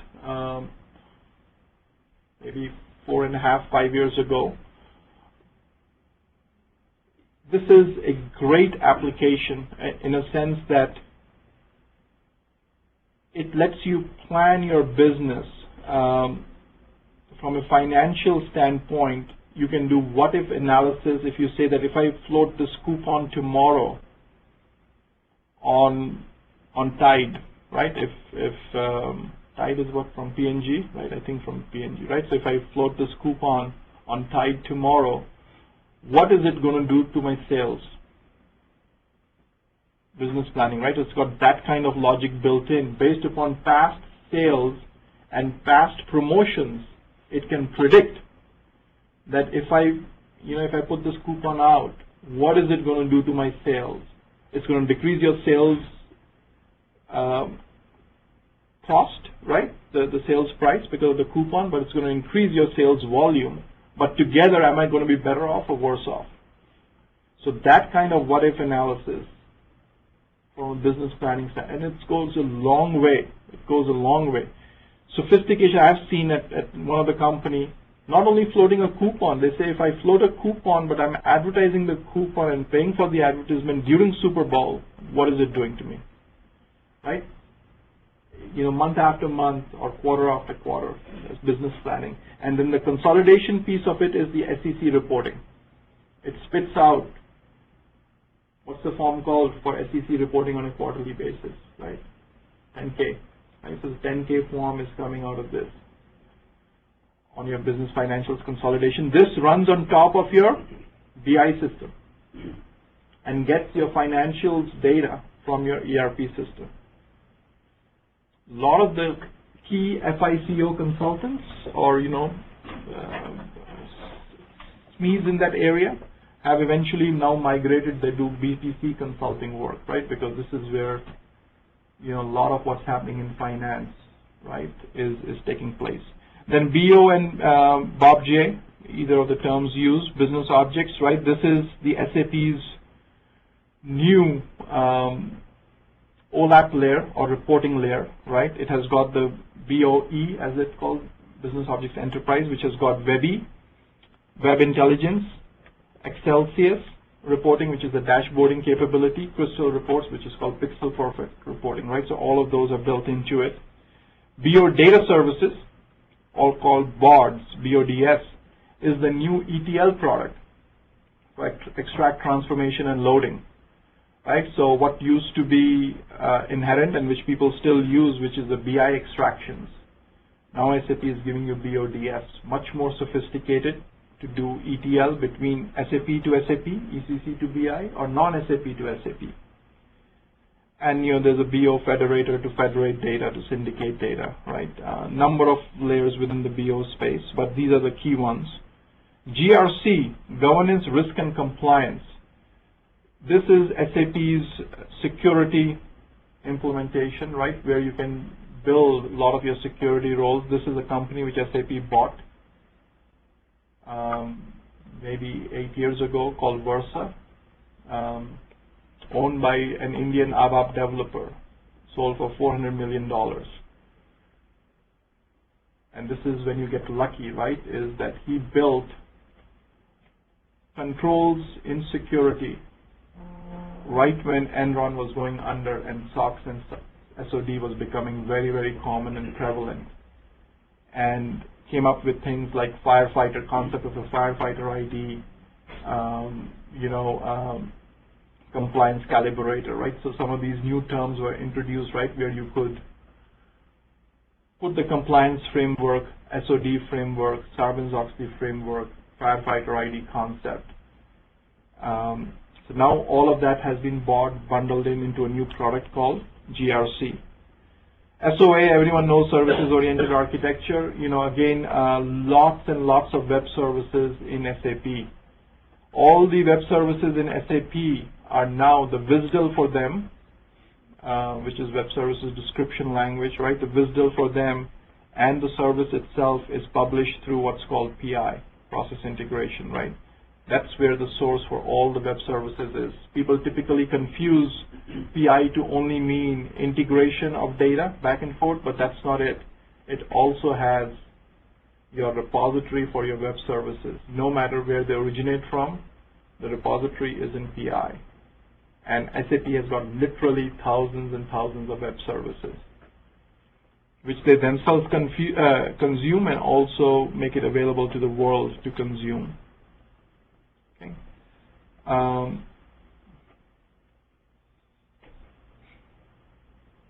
Okay. No hard feelings there, Mark. Just an example.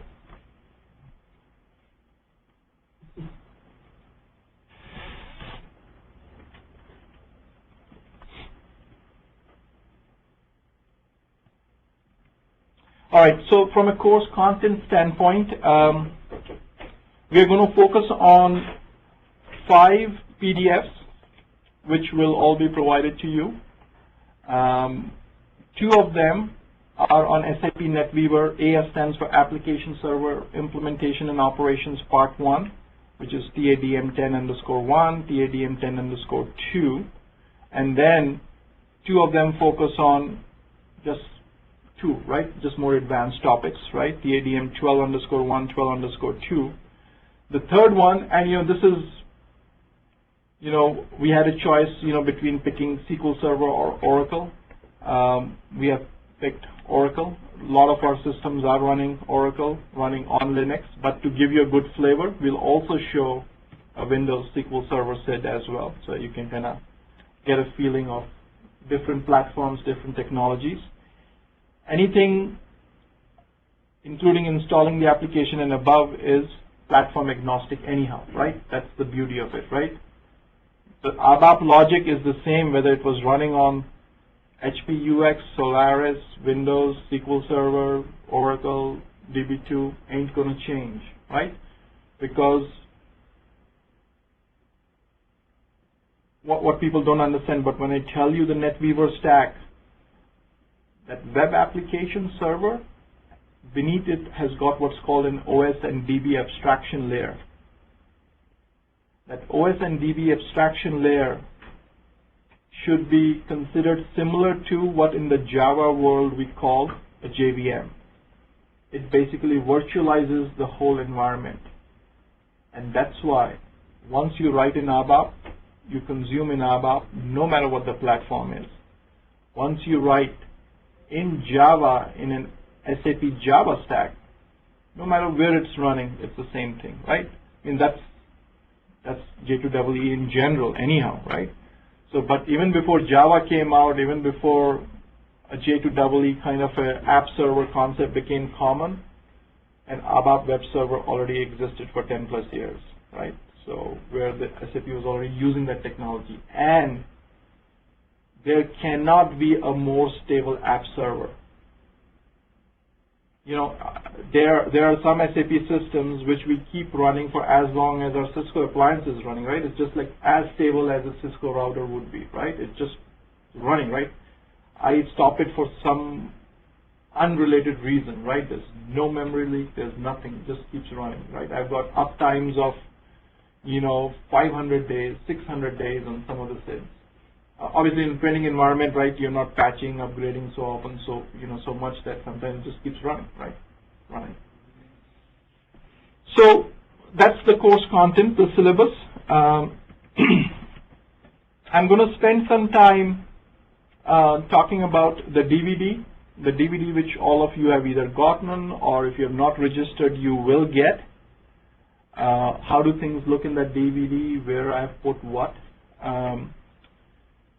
You all know that everything we do is through a Yahoo group. You all will be part of a Yahoo group, so you can read each other's questions when you ask a question. If I need to disseminate any information, Amol needs to disseminate any information, or a lab assistant needs to disseminate any information, it will be through this channel. Any questions you ask is through this channel. Other than a question, which you only want me to know, ask it through here so that your colleagues benefit from it, right? A lot of the exercises we do in class is one thing, but the ones which are homework, when you do ask questions, again through the Yahoo group, so that even before, most of the times, even before I could answer, one of you would answer to help your colleague. And that in itself would be part of the learning, right? Where you're seeing where people are getting stuck. We got a lot of hands-on exercises, which I'm going to show you shortly as well. And then we have built a custom install guide, just so that we can teach you a full installation of SAP, from installing the file system to logging into an installed SID in one single day. Not only I'm going to install it, I'm going to teach you in the same day. And that is made possible by taking the SAP's 500-page install guide and watering it down to what you really need to know. Cliff Notes version, right, of the SAP install guide. So I'll kind of show you that as well. Also, my goal is not only to teach you what's important for you to be productive at a customer site, at a client site, or your place of work, but also to get a credible certification at the end of it. So as we go through this course, I'll give you examples of questions you might get asked, what is important from a certification exam standpoint, or what's not, right? And also there is material in the DVD which is beneficial from that standpoint. And having said that, 7 questions. Okay, we'll come to the questions shortly. Here is how the DVD looks like. I'm showing you an online version, but this is how it will look when you open it up. And I just wanted to kind of give you a sense of it. Most of the material which we are going to study, right, are these 5 PDFs, right? A lot of the other material here is some older material, right? But it's still there, available to you, right? I have not removed it. We're not going to cover those. We're going to focus on these 5 PDFs. The SAP installation. Some of the install guides are here, but more importantly, since we are going to do the installation in a Linux environment, in Red Hat Linux, on a VM environment, how all of that was built is also provided to you, right? So the right Linux books, right? The right Red Hat Enterprise Linux books, right? How are the file systems set up, right? I'm just going to kind of give you an example, right? So for a Solman implementation, you know, what file systems are we using? What size did we configure them, right? So even that kind of detail is embedded in there so that you're aware, right, that how was all of that built. How was the installation of the Linux itself done? How was the installation of the VMware done?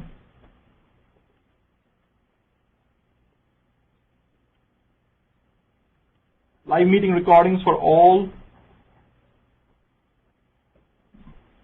One of the previous batches, this is way old, but it's like given to you, right, so that you can look at it, right? I told you about Solution Manager recordings. Solution Manager recordings for the first day are given to you, right?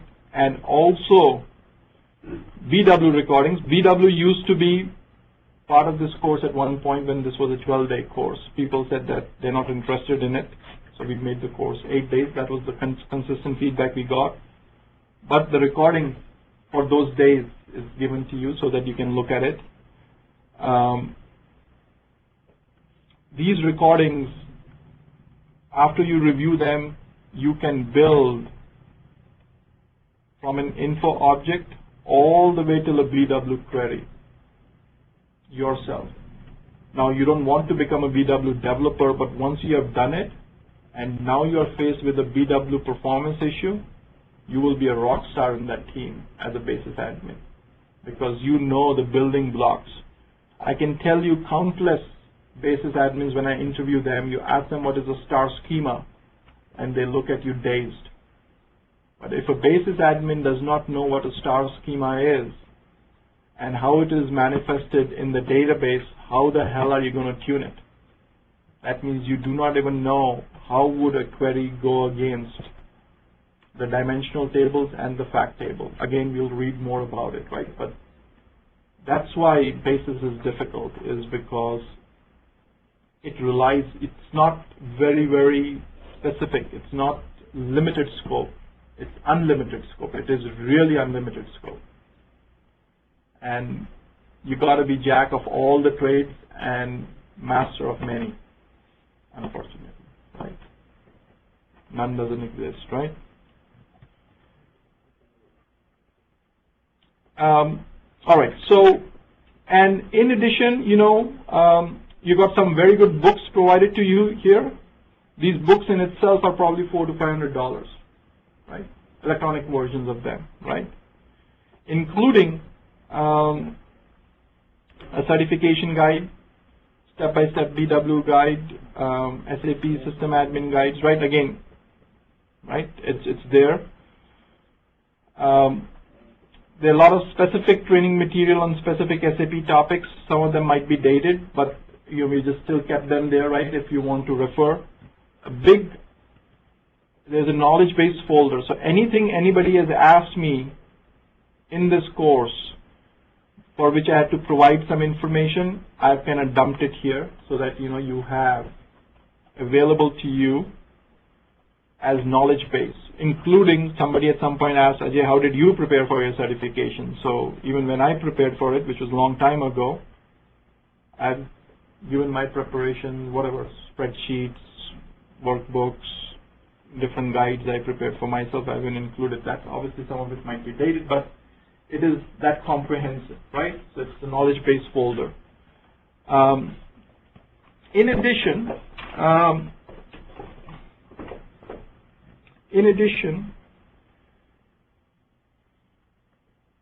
here is how homework is going to be given to you, right? So every batch, so this is a previous batch, right? After day one, right, after the introductory class, every class you're going to have a homework. So I'm just going to pick up day one homework for batch 39, the previous batch, right?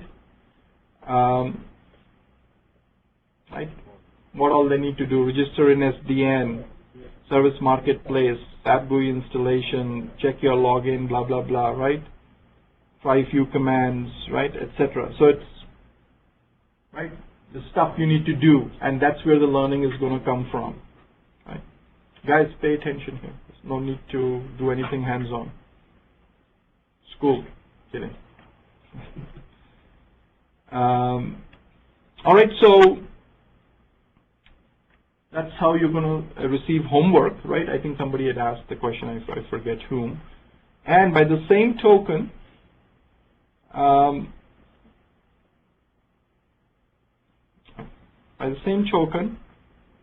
there are exercises which we are going to do. So there are, starting day 2 till day 8, there are exercises, right? And they are very well drafted, right? If I just pick up, I don't know, day 4 exercise, right? I just pick one of them up.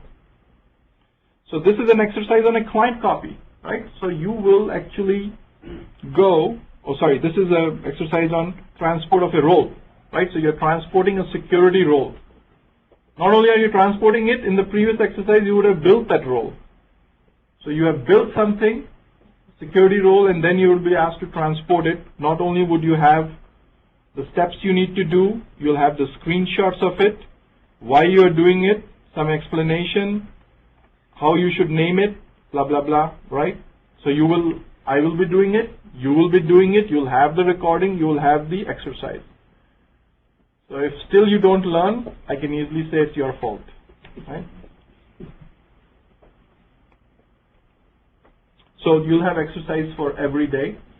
In addition, these are documented exercises. In addition, there would be smaller ones.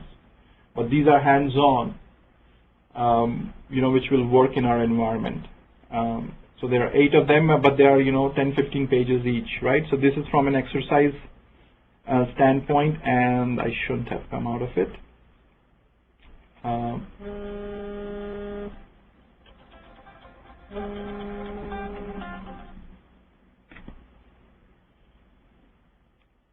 And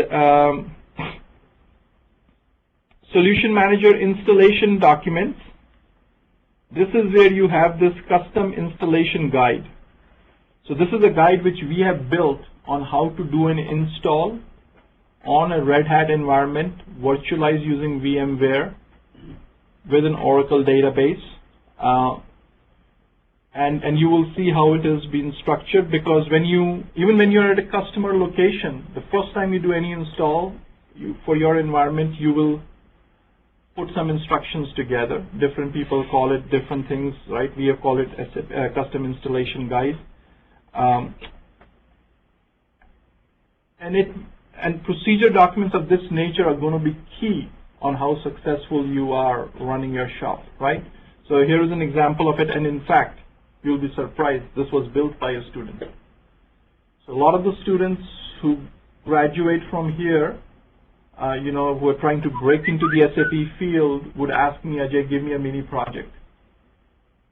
So this individual asked for that, and that's the project he got, and this is his deliverable coming out of it, right? So he was groomed, mentored outside of the training program to not only put the guide together, but put the procedure together, which all of you will follow, and and it has been going on for a few years, right? Last name is Dhingra, but not related to me. Dhingras typically do good. So, very well laid out, right? Error resolution protocol. He even went to the point that if you run into errors, how should you even open up a message in the Yahoo group, right, to have it resolved? What all information you need to provide, right? So that he's actually guiding you through the process, right? And you will see proper table of contents, what needs to be installed when, and the architecture is very well laid out. So this is actually the architecture on which you will be doing it. So everything is getting installed on a PowerEdge Dell server, which is running 64-bit RHEL, which has been partitioned using VMware. And on the partitions, we are again running Red Hat Enterprise Linux. What the memory distribution, what the disk distribution, what the naming convention of the different virtual machine partitions is. So you will get your own partition. You will know how the partition is built. You'll have it at scratch. You will build everything on it. What you are doing, why you are doing it, is all going to be explained here. So if you continue to go through this, all the commands, and it's not just screenshots, right? It is screenshots, but there is valid explanation of why you are doing it, right? So every screenshot has got something prior to it, something after it, right?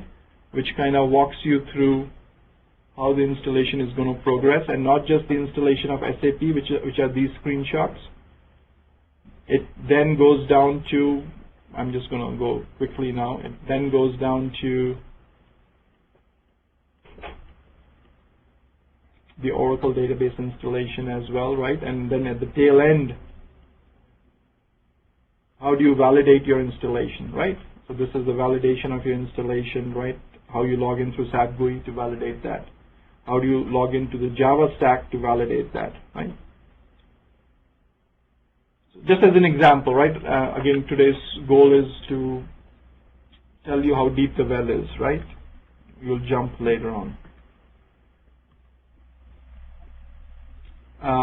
You will connect through what's called the VNC viewer, which will kind of connect you to the console, right? Similar to RDP in Windows environment, right?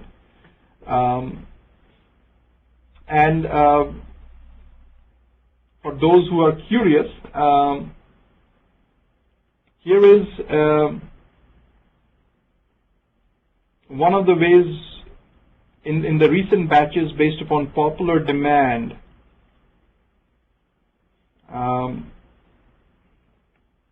Sorry, I want to start. Based on popular demand, what I'm showing you now, actually for someone who's learning SAP is priceless, right? And here's what.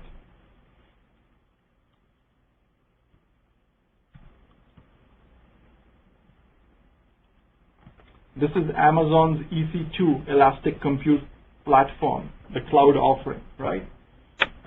And just to kind of give you a sense of how real-time, how hands-on the course is going to be, I'm actually going to log into our Amazon console. Whether I was buying a toothpaste from Amazon or I'm buying compute capacity, I have the same user ID password. Commodity, right? Okay, so I'm connecting.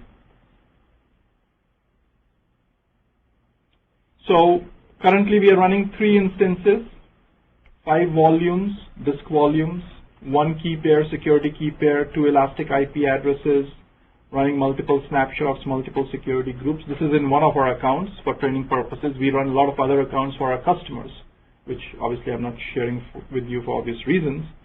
If I look at my running instances,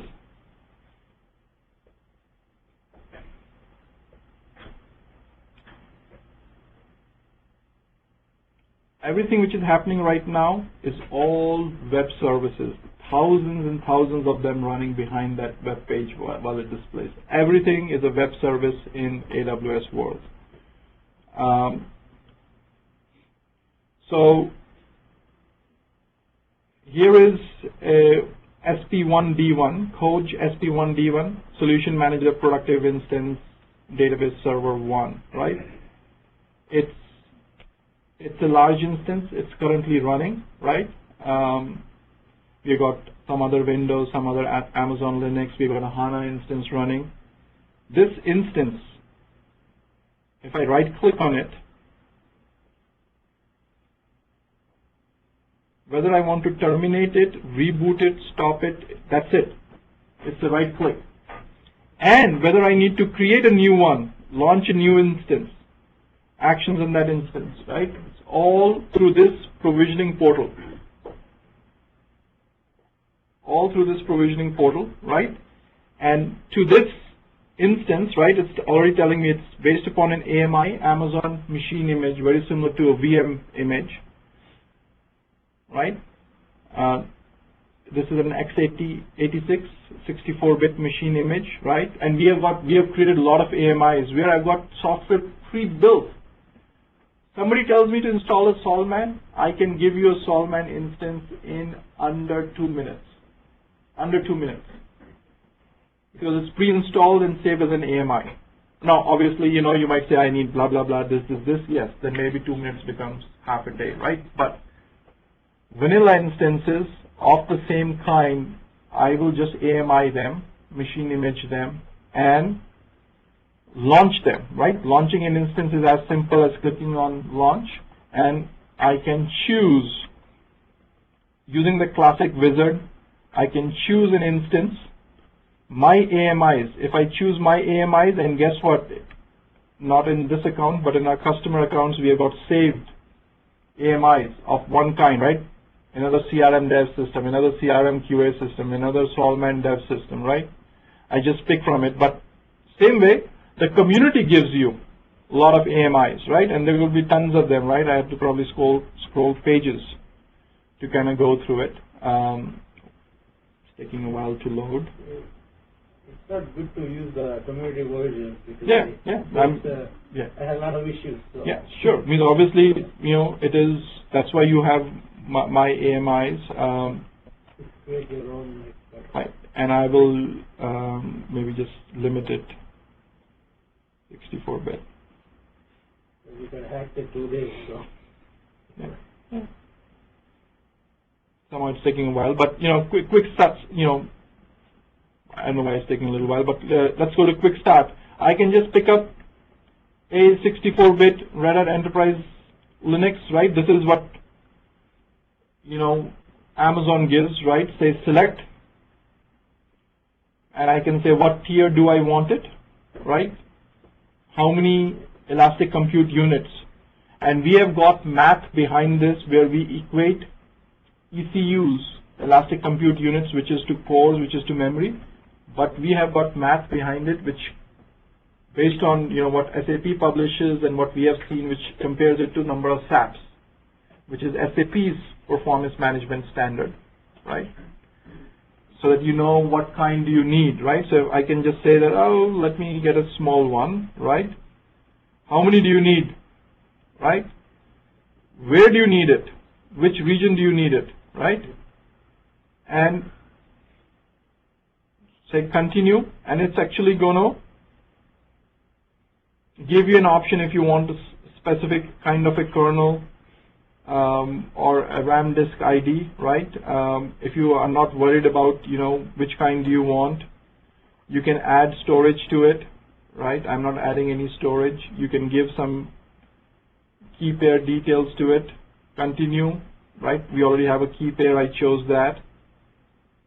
Right, and I have a security group. I've already secured certain security groups, so the fact that, which we'll learn subsequently, what's the significance of 3200 series of ports, 3600 series of ports, which ones do I want to secure, which ones don't I need to secure.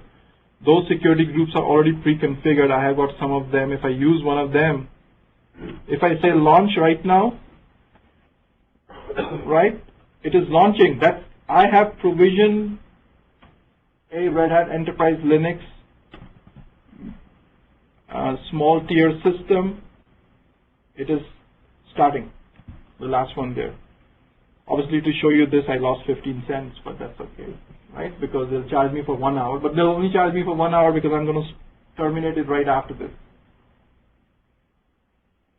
So I wanted to show you this because I'm now going to piggyback on it, and I am going to, so that's it, it's up and running. Right?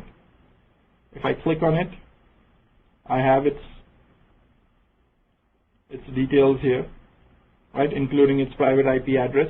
I can tie to it a public elastic IP address as well.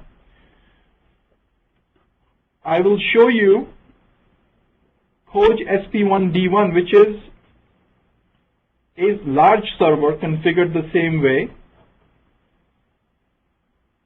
right? And how I can VNC into it, right? So this is my VNC software.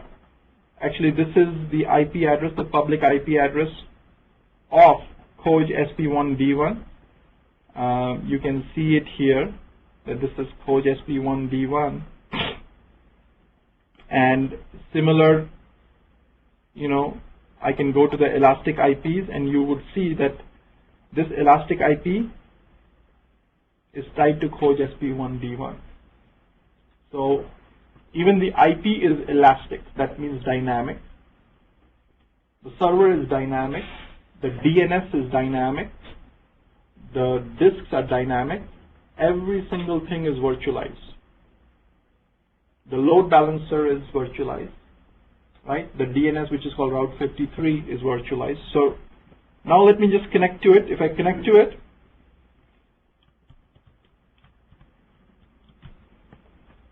this is the backend. This is a Linux system. This is running on Amazon, right? Right. This is Code SP1D1, SP1ADM, SID-ADM running, right? Oracle, Unix, running on the cloud on Amazon. And obviously, we have not secured it. Because for training purposes, you can connect from any machine to it. Here is SP1 Solman on Amazon Web Services EC2 Cloud. Log on. Right. This is just a new install we did. Right. This is running on the cloud, right? System status. Code SP1D1.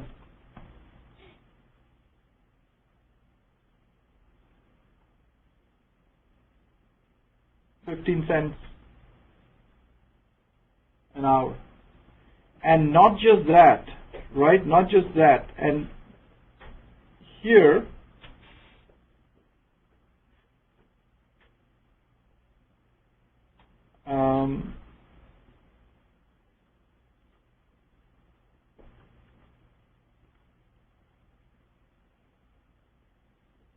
account activity.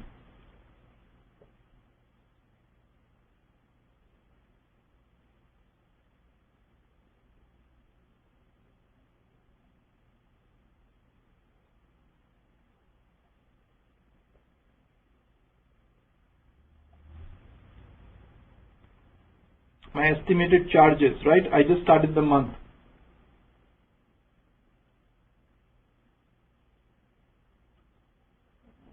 Down here. My elastic compute load, right? So how many hours am I running, right? So I told you 15 cents for the medium instance, large one is 30 cents, right? For a large. I'm paying 30 cents an hour. I've been running it for 23 hours. $6.90, right? I've got elastic IP addresses. I pay 0.05 cents for it per hour. I've paid 11 cents so far.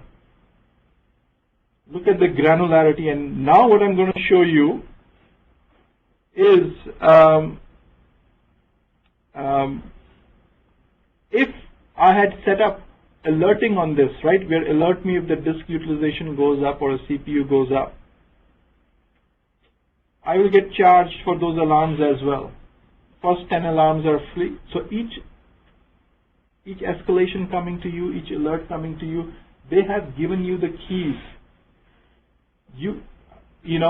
One of our clients, from a traditional hosting to AWS hosting, order of magnitude, that means 1/10 the cost.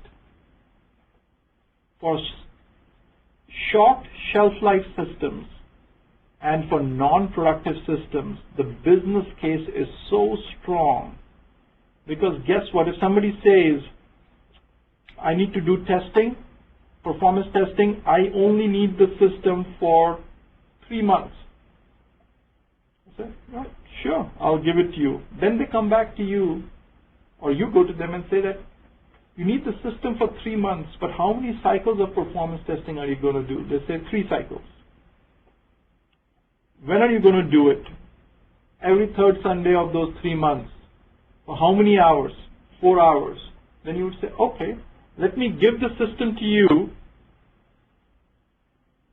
and I'll give the system to you. It will be installed, the disk will be there, the system would be humming, but outside of those 4 hours, the system would run medium size. During those 4 hours, could be large, could be extra large, could be extra large, whatever you want. So that you come down when you are only using it for the sake of scripting and the testing and all, you reduce it. When you're actually running the performance test, you bump it up to where you want to be. And to bump it up,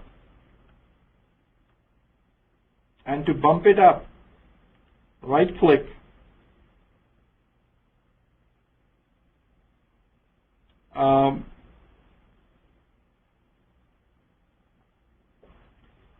you can,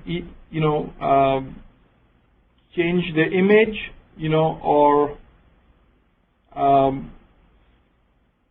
change the user, I don't know why it's, because it's running, right? If it was not running, if I had stopped it, I could change the instance type. So I just shut it down, change the instance type from medium to large. I think I might have something stopped here. So this HANA instance is stopped. Change instance type, right? So I can change the instance type at, nothing, right? It just basically, it's almost like swapping, forklift upgrade, right? Happening in seconds. So I've shown you one of our training systems running in the cloud, installed in the cloud. Previous batch installed it actually, and accessed from the cloud. Not only can I access it, you guys can access it from home as well, right? Okay, so just wanted to kind of show that briefly.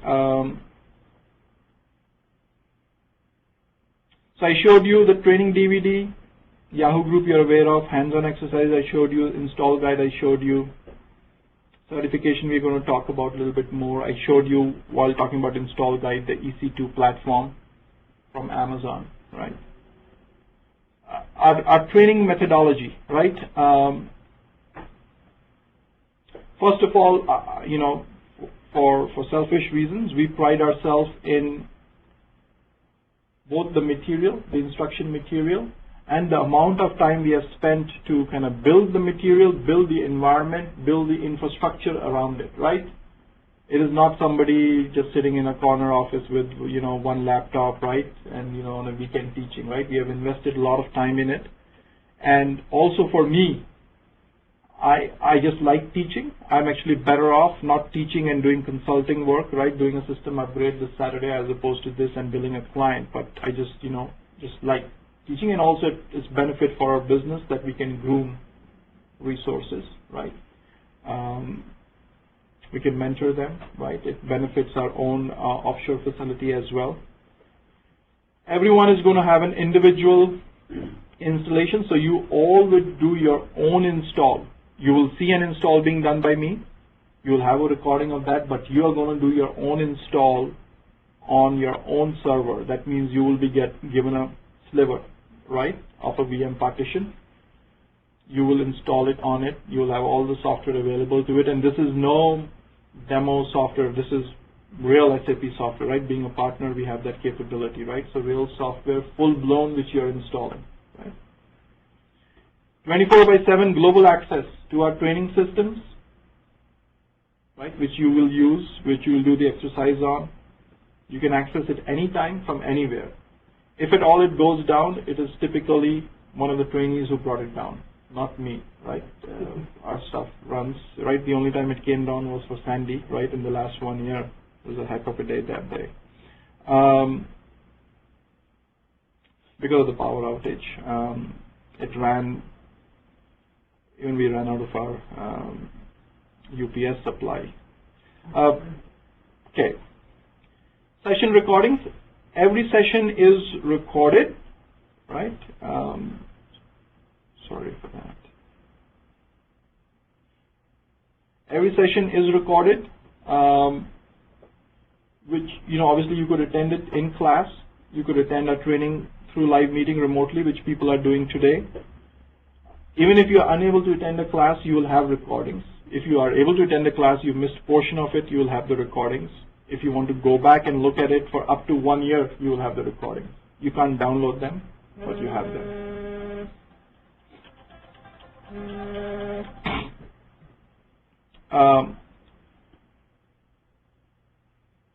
As I also mentioned, we have we groom resources for, various reasons, because we have our own consulting practice, right? So we not only help you with getting trained, but we also help you with mini projects, in-house projects, getting started with us, right? And eventually kind of breaking into the market.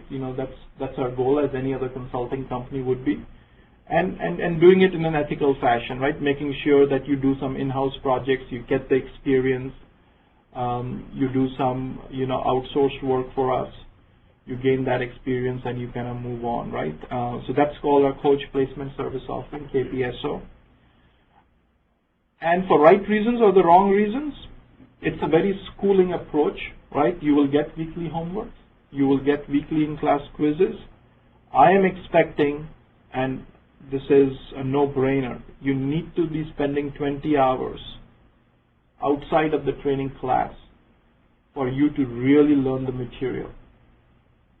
Now, all of you are not here for the same reasons. Some of you want to learn the material, others just want to have a cursory view because you're already in the industry doing this stuff. But if you really want to learn and make this your career, 20 hours of workload is going to be given to you in terms of homework. And you've got to be doing that for you to really pick up the material, right?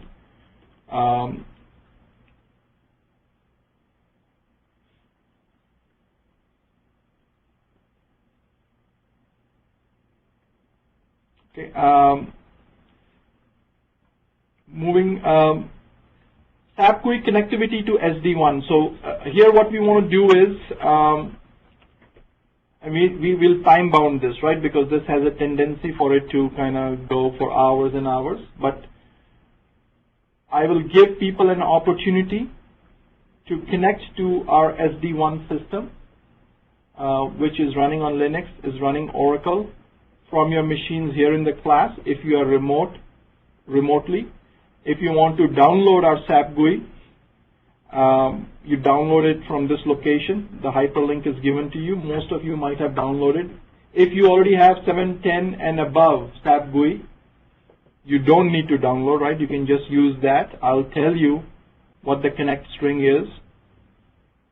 For people who are in the class today, they should already see something called SD1 intranet, and they can connect using that.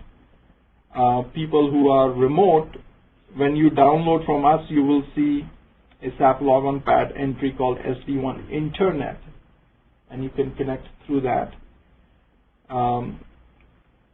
We have a user ID called Shishya, password welcome. This would be your first time you're connecting in. It's a shared user ID.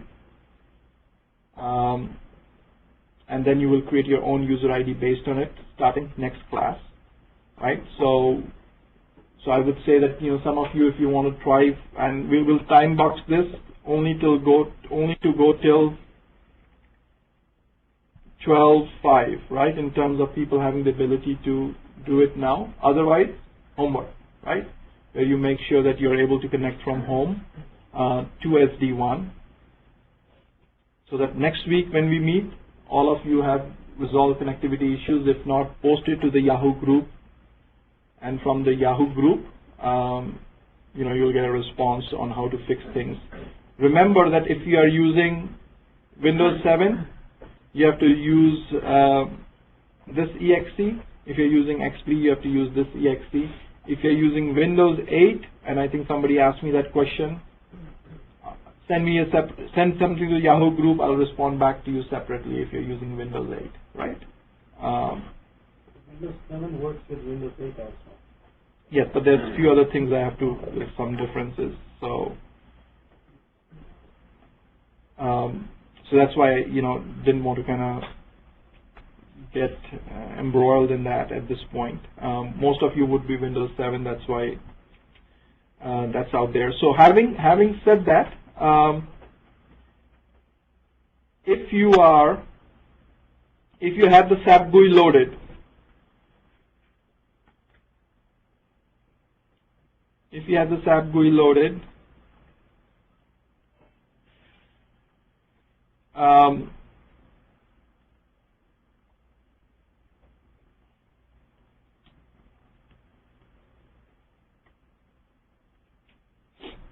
and the SAP logon pad, essentially SD1, if you're in the class here, you're using SD1 on Saraswati intranet or something similar to that, unless some trainee changed it.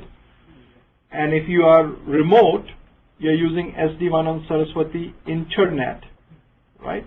And the internet one looks like this. For those who don't have it, I'm just going to show it to you. It looks like this, so you can just type it in. And when you type it in, just don't make spelling mistakes, right? Especially in these last 4 fields.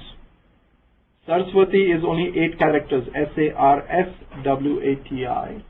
right? System number is 00, system ID is SD1, and then there's a SAP router string. In that SAP router string, it is serve HTTP, not server HTTP.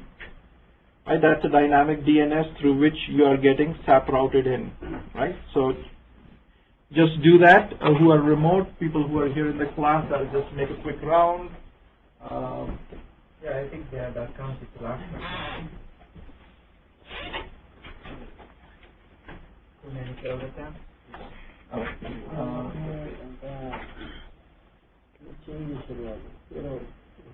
Okay, I will.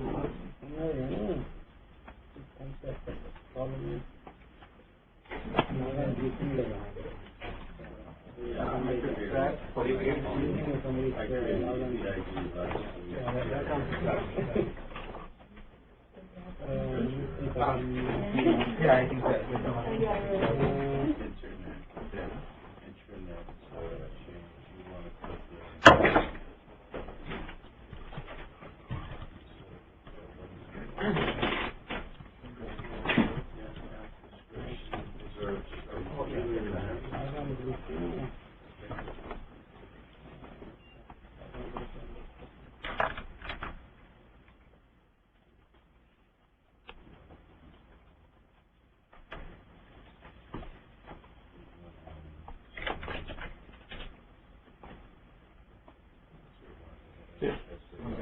Right now, let me know.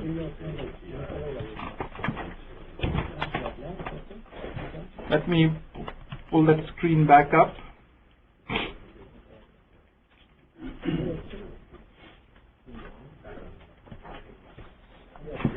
okay, I got it. You got it? So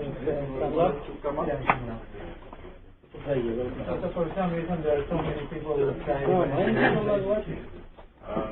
So which one are you logging in? No, 800, right? Yes. Try it again so let's move your I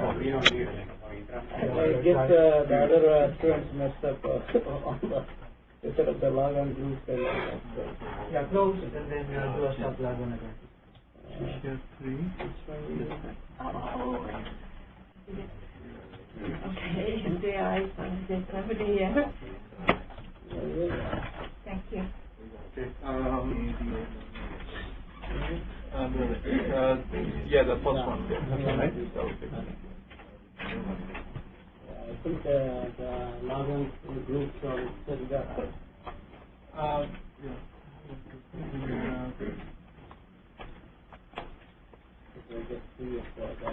Yeah, but it should be working. Is that working the first one? It works, but I couldn't log in.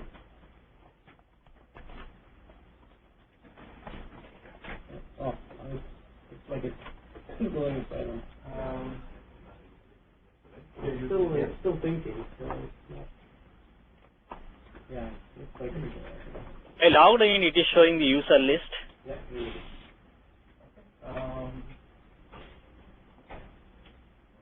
So.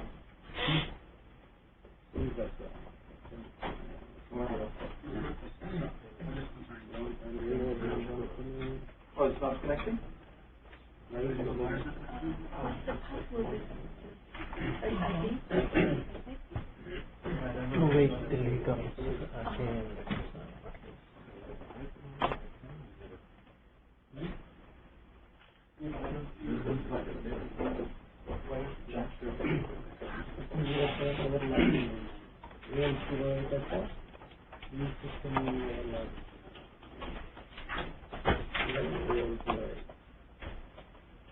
give you all the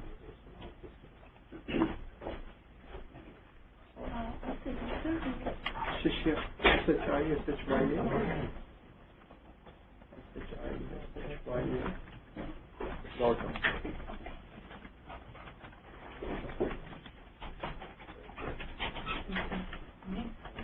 Okay. All right, so I think in the class everyone is connected now. Let me just quickly look at some remote questions.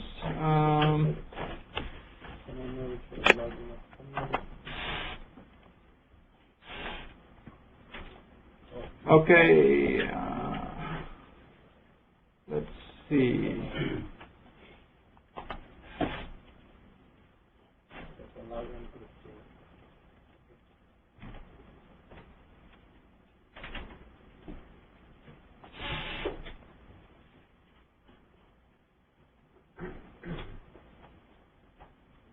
Shishya, welcome is the username password. It was locked, but I unlocked it. Somebody might have locked it. Karam, as I told you, send me an email separate. I'll help you with that, right? Okay, Gordon, there's a typo. It is serve HTTP SERVE, right? That's why you're seeing it. It's serve http.com. I logged in using username password. It shows the user list. It's because somebody has changed the default transaction. So this first time you come into SU04, which is okay. I'll tell you what that really means, but you can navigate to any other transaction subsequent to that.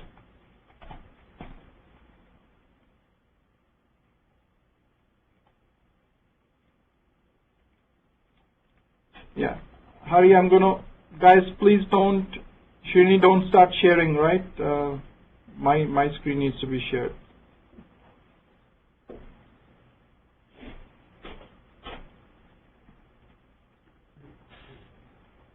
All right.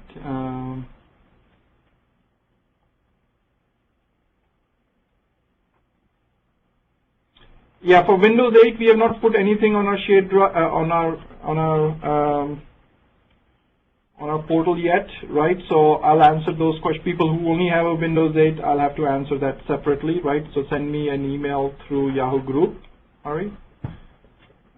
What's the username, please? Yes, the username and password is right here. SHISHYA, password welcome. Right. Were you able to get it? It's coming up. Really? It's very, very slow. Very slow. Okay, we did 002, I think. That's probably why I got something. We're going to SE1 and let's go 002. You guys are not connected, or? Yeah, it's just spinning. Oh, really? Yeah, Get out of here.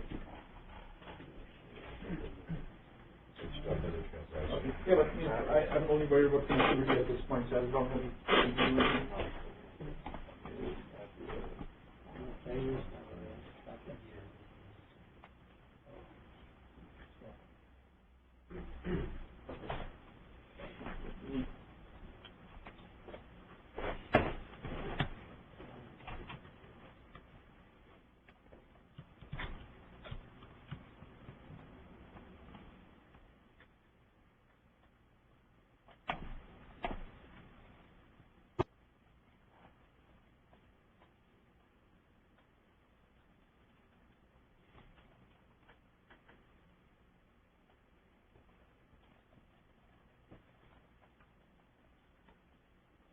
yeah, the system is clocking.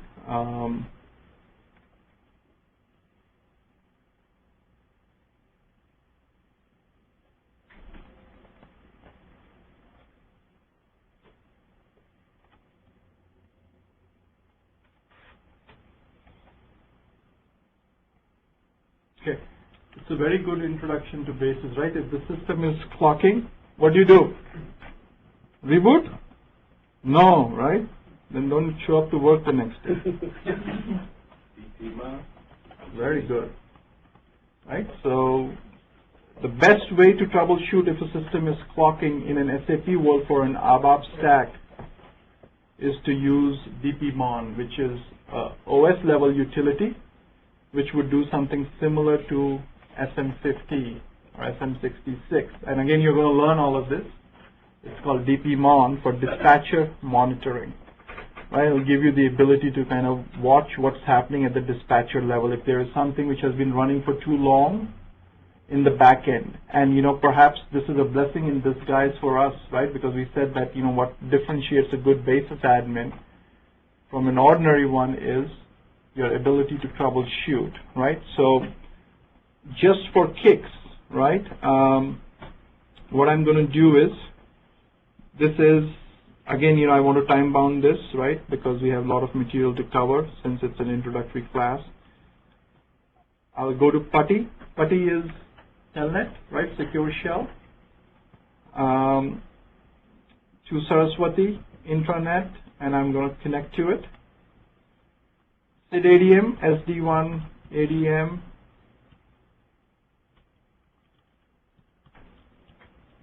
This user ID password is going to be shared with you at some point. Right, so this is, I'm connected to SID ADM, which is SD1 ADM on Saraswati in the back end. This is an alias in Unix world for people who are familiar with Unix or Linux, CD Pro. I'm connecting to the profile directory. And in the profile directory, all the SAP profiles are there. What they mean, how they are used, we are going to look at, right? If I do DPMon, it is what's called a CLI, command line interface, right? So it has brought up output. I'm going to increase the size a little bit. Is it similar in Windows also? Or? Similar in Windows as well. Windows, you've got some more ability to do some other things as well, but DPMon exists. So I already see here dispatcher queue statistic, right?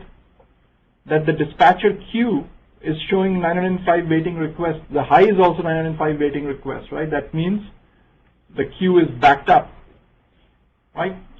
Again, 6 out of 10 basis admins won't even be able to get to that, right? And as your requests are coming in, this dispatcher queue is increasing. Why is the dispatcher queue increasing? We have to go to one of the menus here, right? So I can do M for menu, and I can say, show me the work process admin table, P. And there in itself, interview question, this screenshot. And you will learn in, maybe a week or 2 weeks, is that never have anything in private mode. So there are 3 dialog processes in a stop state in private mode, right? And some student has switched the op mode setting. And for people who have got some background, what do you see? A lot of background. Yeah, but what? Dialogue. Yes, very good. You have some basis background? Well, yes. Little bit? 2000, but good.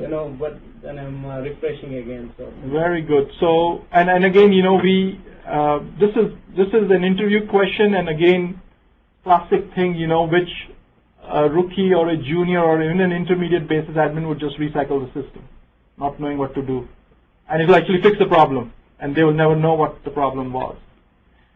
Somebody switched the op modes to see that you now only have 1, 2, 3, 4 dialog work processes, everything else batch. And those 4, based upon what was last run and given the memory on this box, are all sitting in private mode. So the options you have are the following. Number 1, terminate the priv mode processes, because till you terminate those priv mode processes, you cannot come out of this, right? Because you're sitting in the heap right now, in the heap of the memory. and nothing is really running in batch. And again, this is, you will see typically in a training system you get these kind of environments, because in the exercise we say that only change one work process to another work process type. But overzealous student will say, no, why not change 10 of them, right? So this is what would happen because of that, right? But then again, you know, it's so we can kind of stop those work processes since they are clocking, right? And then eventually, if one or two of us can go in, we would have to kind of go in and change the op mode, which can change the process type dynamically from a BTC process to a dialog process, right?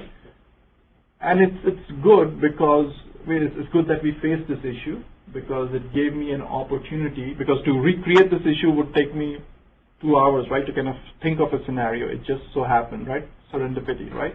It just so happened, and you know, we are able to talk about it, right? So those two would fix it. To stop a process, the command is stop, right? You don't have to recycle the whole system.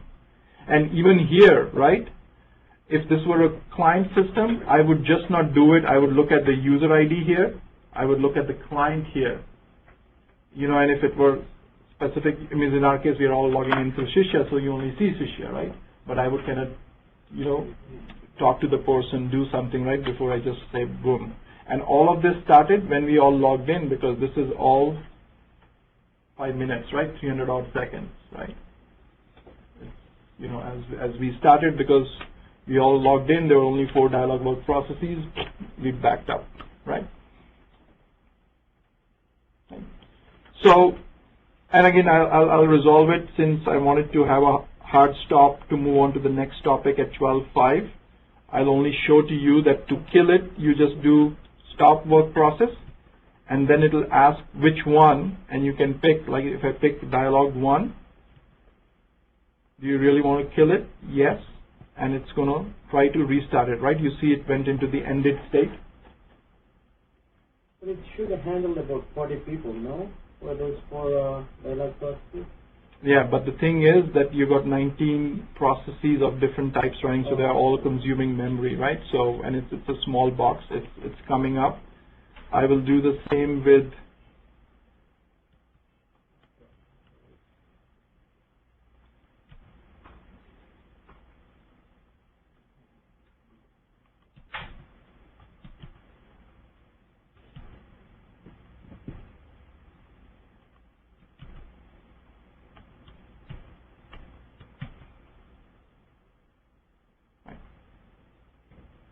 so that they're still they're still going to private mode.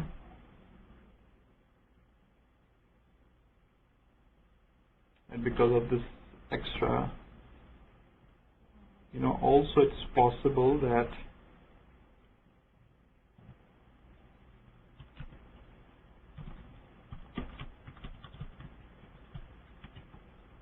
there's somebody also started another instance on the box, again, probably a student with a lot of work processes, right? So I'm just going to stop that. When this is D02, you will know what it means to have another instance on the same box, right? So that's also consuming memory, right? And this is typically, it started on Feb 28th, right? So in the last few days, that's typically what happens, right? When, and then these are common mistakes people tend to make, right? For trainee, it's actually a good one to make, because you will learn from it, right? Is that how to size how many work processes you're running, right? So I'm just going to stop that D02 instance. That's why it has consumed all the memory, right? Because 2 instances are running, and anything you do, you go into the priv mode. That's only stopping D02. If you're not logged into D02, you will not be impacted by it, right? It also gives in the bottom, it says memory low. Yeah. So let that instance stop. Let's in the meantime go to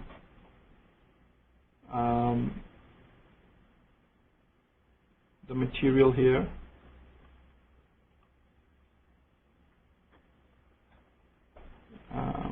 Okay.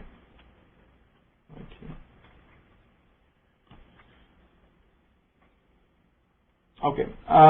Why BASIS, right? SAP System Administration in SAP is called BASIS Admin, right? The reason I think you ought to be learning it is the foundation of all SAP products. All SAP products are based on it, right? If you get the fundamentals of this, it's going to make your ability to learn other products much easier. And the way I introduce this is through one of the SAP courses, SAP Tech, Unit 1, page 16. So for today's session, I just want to quickly go to that.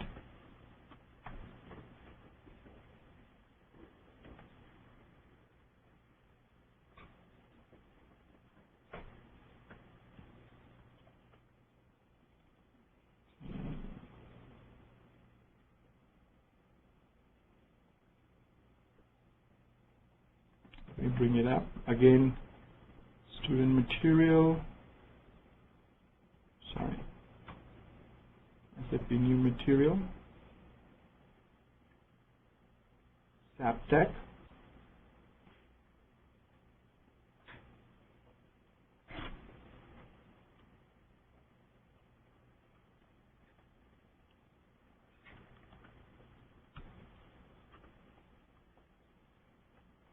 And this is the refrigerator diagram.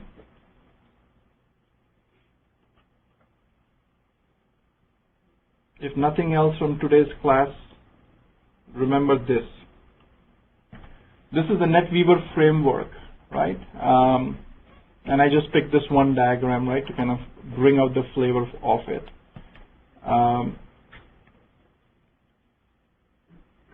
The bottommost layer is the application platform, right? This is the web application server. It's got a split personality, right? It's got ABAP and Java, right? It's running two stacks. Very few app servers have this capability, right, in the open market, right? It's got the ABAP flavor to it. It's got the Java flavor to it. And it's got this OSDB abstraction layer, right, at the bottom. This is what makes it run on multiple databases, multiple OSs, right? On top of the web application server layer, which sits on top of the DB-OS abstraction layer, you have got your PI layer, which is the process integration layer. So if you have to install a PI product of SAP, it will be based upon your normal web application server. In fact, PI uses both the stacks, right? In PI, the design time and the run time are on the two different stacks, right?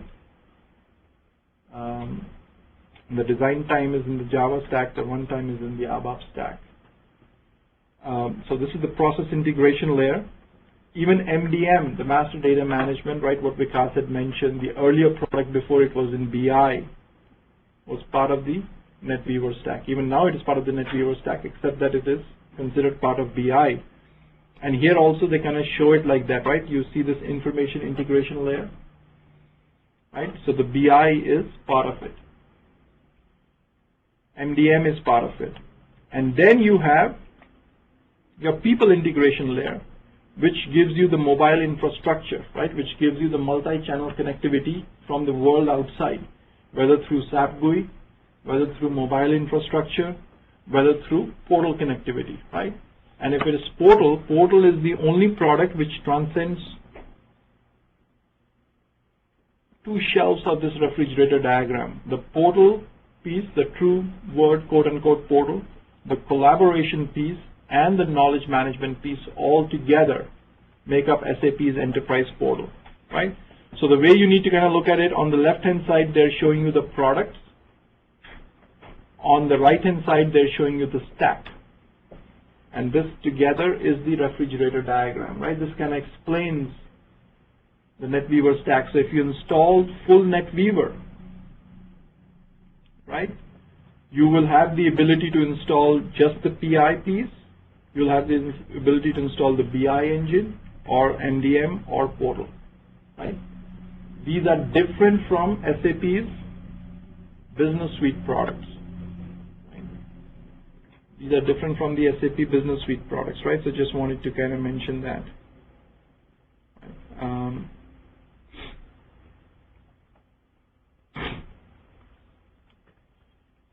Okay, so let's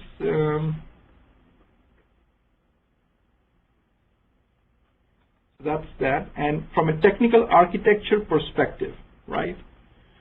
And this is where I said that I want to spend some time, right, to explain the basic technical architecture of SAP, right? So this is SAP TADM 10_1, and I'm just going to jump to Unit 3, right? We're going to come back and do it more gradually, right, and more systematically, right? But I'm going to jump to Unit 3, which will kind of show me the key diagram on SAP technical architecture, which we ought to be looking into.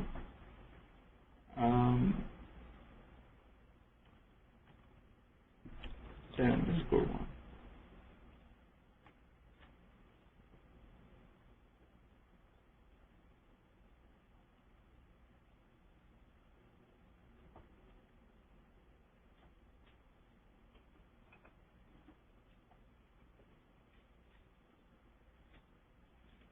This is Unit 3.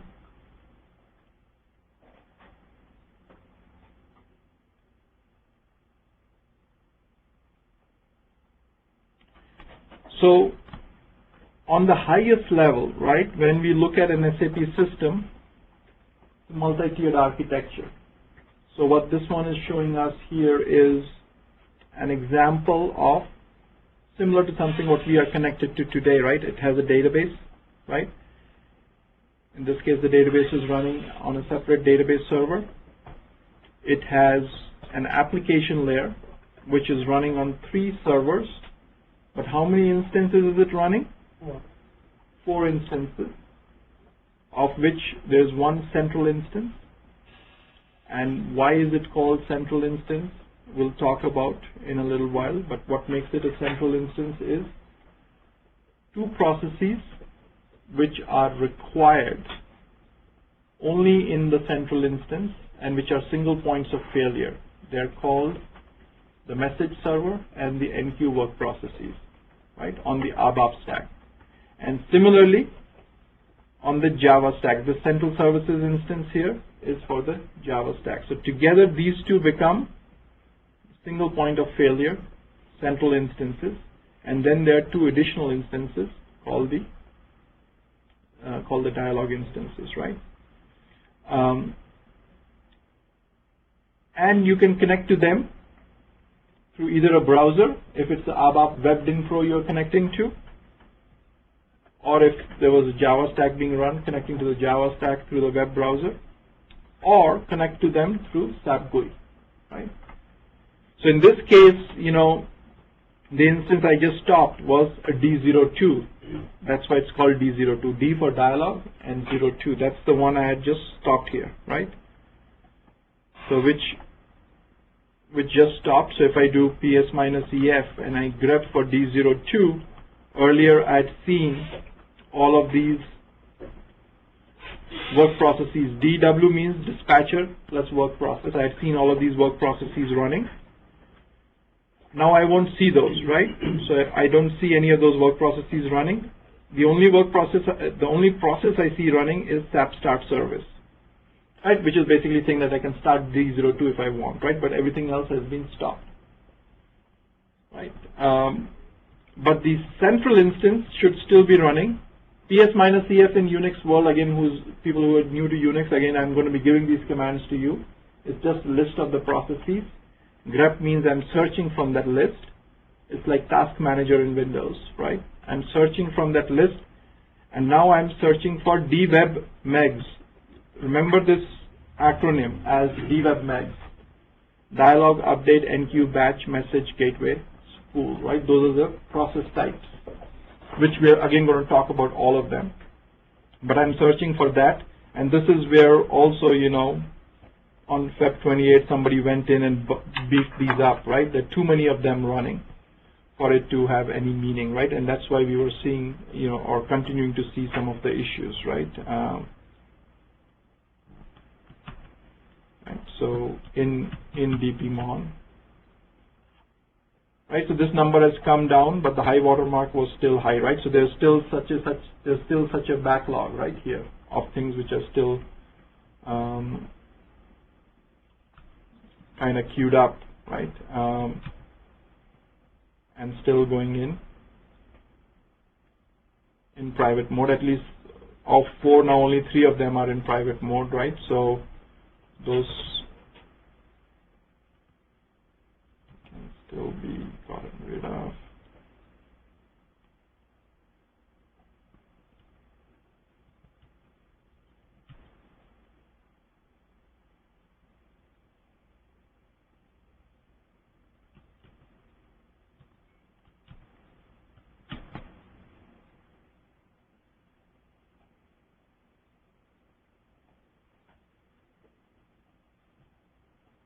My screen came back, right? So we recovered without rebooting it or without recycling it, right?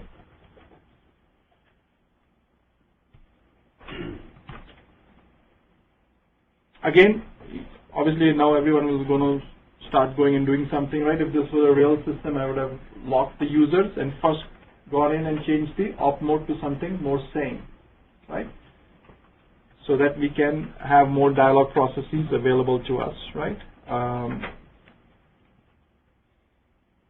And we're going to talk about how the op mode changes, so on and so forth, at a later point in time, right? Because otherwise, you know, you're still going to continue to accumulate people going into the private mode, like what's happening now, right? Because you have not reduced the number of work processes and you're not given it to dialog, right? But that's good, right? At least it has given us some semblance there of what was really happening in the system.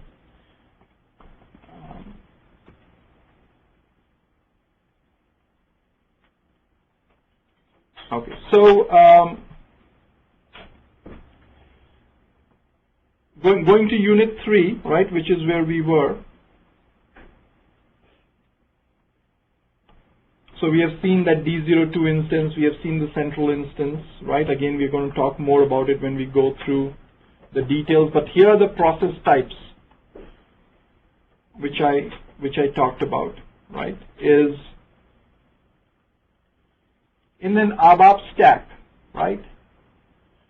There is, at the center of it, there is a dispatcher. This is like the COP, right? When you actually call a cab company, this is the 800 number. So anytime a request comes into SAP, it goes to the ABAP dispatcher. The dispatcher decides based on the request type has left the conference. Whether it needs to do dialog work, it's going to send it to the dialog work process. Whether you need to do background work, it's going to send it to the background work process. Right? Dialog means real time. Background means resource intensive. You're not waiting for something. The difference between an elevator and an escalator. Right? Instant gratification versus it's going to go in batch mode. Right? Then E and Q work process for lock management. So this is to manage locking concept in SAP. Certification question that if databases manage locks, what is SAP doing in the lock management space? Okay, so this is homework for you guys, right? So when you read this part of it, right, if databases manage locks, why does SAP need a lock management engine? E is the work process, which does the lock management, called the NQ work process. V, this is just German, that's why V. V is for update, right? This is to update the database.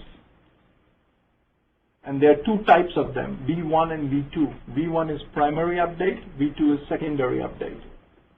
Primary means it has to be updated right away. Secondary means it can be updated later. SAP has certification question again. Concept of what's called asynchronous updates. You might do a transaction in SAP and it might tell you sales order number 1001 saved, but it ain't saved in the database yet. That means in split second if another user goes and says display VA03 display 1001, it makes it does not exist. SAP does asynchronous updates primarily for performance reasons. It has got the sales order number cached and it just gave you a cached entity saying that when we do finish saving it, the number is going to be 1001, but for now it's good enough for you to know that the sales order number is going to be 1001. And behind the scenes, at the opportune time, it's going to go and update the database tables, depending upon the load on the system, and depending upon whether it was configured to do a V1 update, primary update, or V2 update, a secondary update, right? Based on that, it's going to decide how fast it's going to do it. So that process is called update management, right, or asynchronous updates. Similarly, it has a spool work process, which is required for printing purposes, right, or spooling purposes, a spool work process, right, which is shown here. And then we have got message server. If you have got multiple SAP instances,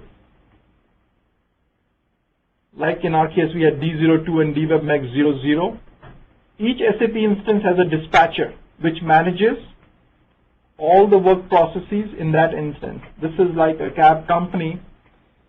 If there's a cab company in Oakland, it has a dispatcher which is going to dispatch the calls to the cabs in that township. But if the same cab company existed in 5 townships, they might have a dispatcher for each township. But somebody needs to be controlling all the dispatchers. That's called inter-instance communication, and that's done by message server. So this message server here and this NQ process here, there are only one per system. Only one per system. Certification question. Why are they one per system? Because you need only one message server to manage all the instances, all the dispatchers. You need only one lock handler, right? If two people were to handle the lock request at the same time, security issue, right? There needs to be a single clearinghouse. That's why there's only one NQ work process. So together they become a single point of failure. That means if they go down, the whole system is down. That's why when you talk about high availability, you want to make sure that your message server and your NQ process, or in other words, your central services instance, is running in a cluster. So that even if one node of the cluster goes down, they fail over to the surviving node, right? And they are available. And there are various means of running message server and NQ in a replicated fashion as well. It's called replicated NQ, where 2 NQ work processes are running and they're replicating the in-memory content of the different locks which are held, right? Right, so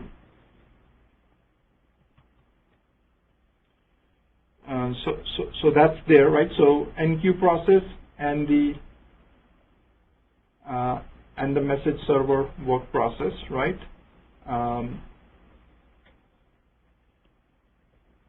Are the different process types available? And if you look at this Java stack, if you look at the Java stack of things, right? Java stack also has a Java message server and a Java NQ server, and then a Java SDM, software deployment manager, and a Java dispatcher, and a Java server process, right? So if you've got dual stack, if you've got both the ABAP and the Java stack running together, you should see processes of these kind. And I'll actually now endeavor to show you this on the the EC2 instance which we are running here, right? Because this is dual stack. It has got both ABAP stack and the Java stack installed. So first of all, if you look at the ABAP stack, right, and I think I was logged into this. The reason I'm showing this one to you is for a specific reason, because it has got both the stacks installed. You guys don't have access to it right now, so don't worry about it.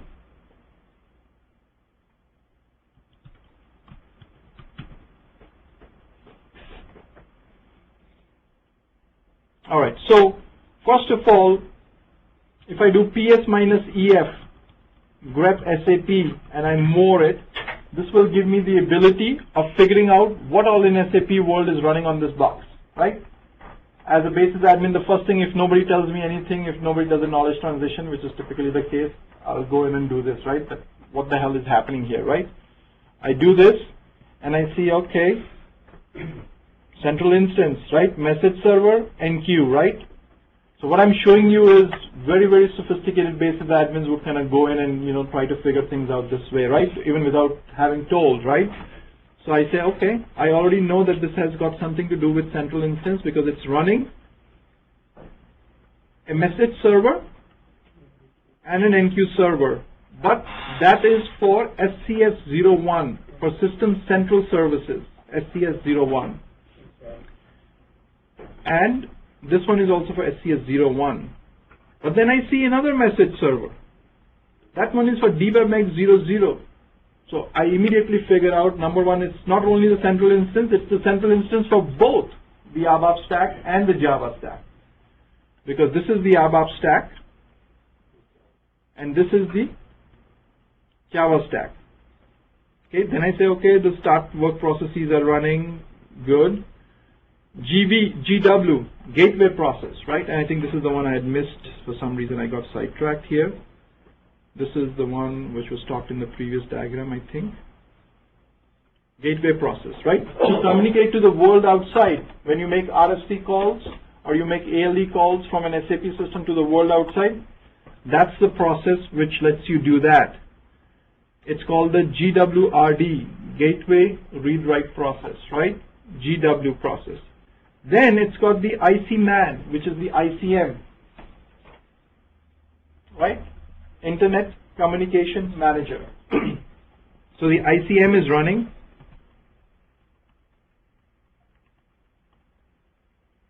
Here is my PDF.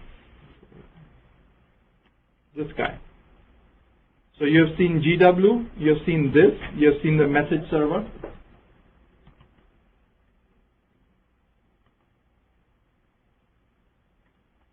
And then it's got DW. DW stands for disk plus work. These are the all actual work processes. How do you know which kind is which? How do I know what is this? Is this dialogue? Is this batch? How do I know that?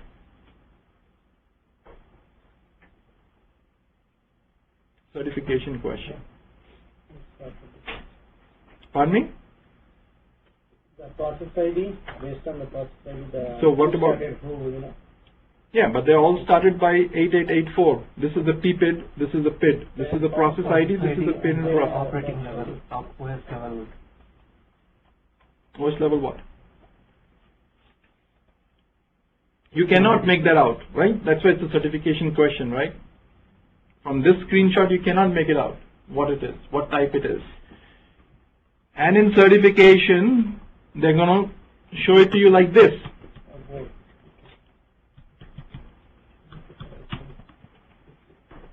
They're going to show it to you like this. Now, you look at the process ID of 8926 and 8926 here. And then you figure out it's the dialog work process. Right? So you are correlating SM50 transaction on SAP GUI versus this. But what if now, and this is not a certification question, this is, you know, when the help desk calls you that nobody can log in kind of question, right? Has left the conference. What if you cannot log in to figure this out in SAP GUI? DPMon. Right? Then DPMon would give you that information, or the work process log file will give you that information that what type it was. And again, all of this might be coming too fast, too soon. I'm kind of, you know, getting to you from all angles. But this is, the reason I'm doing it is this is almost akin to the first time you open a jigsaw puzzle and you kind of throw it on the ground and you're 4 years old, right? It looks a little baffling, but then your parents help you, right, with it, right? Which is going to happen next week onwards, right? So now, certification question. In this screen, right? These are all of my work processes. Which one is dispatcher? Dialog, dialog, dialog, dialog, update, NQ, BGD is background, UP2 is update 2. So, show in the GUI, right? So how do I figure out which is dispatcher? In the OS level. In the OS, how do I figure out? They're all dis plus work. DW means dis plus work, dispatcher plus work. All the work processes which is initiating is the dispatcher. Yes. So who initiates the work process is the dispatcher. So the cab guy, right? The cab driver 6 a.m. in the morning, right? Took his token, right? Went that, today I'm going to work the whole day, right? And the dispatcher says, okay, good, here's your full tank of gas. Go and ride the cab in New York City, right? So that person, right, knows about everyone else. So that is the dispatcher work process, knows about everyone else. And the way you can figure it out is that this column here, it turns out that it has the same process ID 8884. That is the parent process ID. So your dispatcher should be the work process which has a process ID of 8884, which could have been somewhere up here, right? Yeah.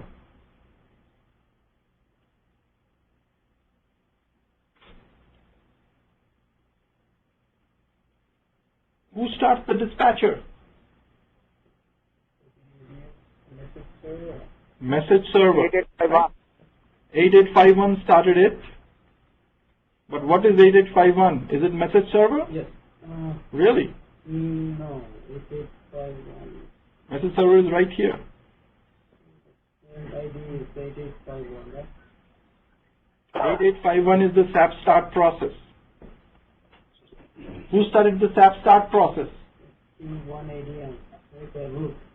What does 1 in Unix world mean? Root. That means it started at the system initialization time. So I have told you all of the theory by a simple command of ps-ef, and I've reverse engineered the whole thing for you, right? By looking at the process stack on how things were started up, right? Now, if you were to actually read the PDF file, and you know that in ps-ef you can look at it, and then you can look at it in SAP GUI and in dpmon, there's no way you're ever going to forget how they're all linked together. And there are definitely 4 or 5 certification questions in this area itself. And again, this is not the only time we're going to cover it. I just wanted to, as I told you, whet the appetite. This is only the ABAP side of the fence. But the web server has got a split personality, right? It also thinks Java. Where is the Java piece? Right, so Control C out of this, ps-ef, grep Java. I don't see anything. I just see one process come out, right? This one process come out, and I'm going to make a statement. 2 people in this class are going to find it funny. It comes up with something called DAA, right? It's something to do with Solution Manager and monitoring. And I cannot tell you how many people don't know what that is, right? And I've been to client sites where you kind of look at it and they kind of say, oh, what the hell is that? I don't even know that we were running that, right? So this is, here is a better way to look at it, SMD agent, right? It's Solution Manager Diagnostic Agent. Right, this is the agent which is running, and we're going to talk about this more. This is the agent which is running at every host, and it is responsible for collecting performance information and alerting information and provide it to SAP. Because from within SAP, using this process and using OS Collector, I can collect all kind of OS information. Right? But that's the only thing which came up for Java, but that cannot be, where's the main Java instance, right? The Solution Manager Diagnostic Agent, DAA, cannot be the only SID running. It is because SAP uses a concept of a Java wrapper. and the Java wrapper is called JConsole. So you really need to grep for JConsole, not for Java, which you would typically do in any Java J2EE system, right? You would see a JVM running, you would see a Java process running, not in the SAP world. SAP wraps it with a JConsole. Yes. Yeah, maybe the console piece is not running. Then JConsole further launches Java work processes using JLaunch. And I am seeing multiple, this is all one command from here to here, right? So I see this one JLaunch. What is this launching? Certification question. You need to kind of look at the parameters being passed to it, and you will see that it is launching SDM, Software Deployment Manager, right? Which, if I go to this diagram,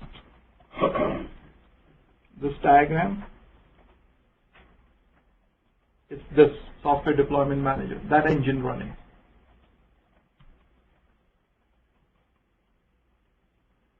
If I go above that, you see SP100 server. This is the server node, the Java server node. Because remember, Java runs as only one process, unlike work processes in ABAP. But within that work process, you've got services, threads, right? So it's a whole different architecture. So coming back to this diagram, it is this server process. You're seeing 00, that means that's the only guy which was running out there, but you could have 01, 02 if you wanted to scale your system. Right? And then you see the dispatcher, Java dispatcher, right? Which is right here. And previously I'd shown you the message server and the enqueue server as PS-EF SCS, System Central Services, message server and enqueue server, right? So in both of those diagrams, ABAP and Java stack, I've kind of shown you through PS-EF all the work processes which were shown in that PDF file in the diagram, right? So you have seen message server, enqueue server, SDM, Java dispatcher, server work process at the Java stack level. You have seen message server, ABAP, gateway, ICM, ABAP dispatcher, all of these work processes from an ABAP standpoint as well at the OS level. And in the ABAP case, you also saw them in SAP GUI. The Java stack, the Java stack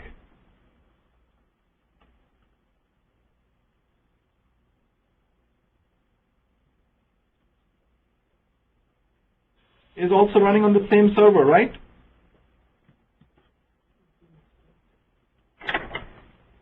But it is accessed through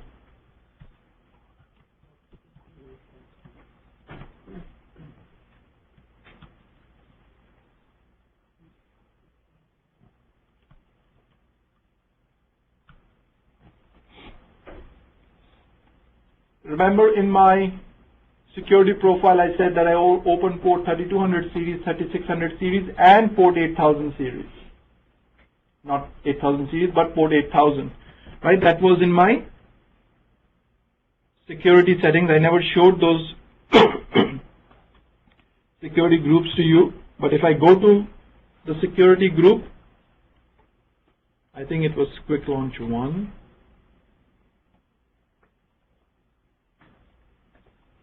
Here you see 3200 is open, 3600 is open, and 8000 is open.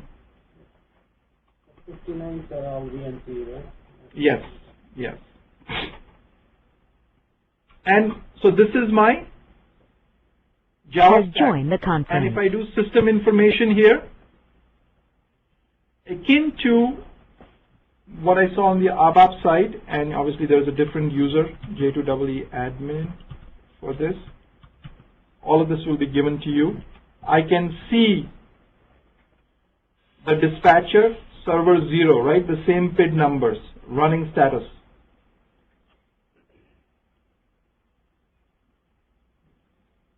Right? SDM server 0 dispatcher. All work processes running on the, so this is like SM50, which I was doing on the ABAP stack, on the Java stack. All right?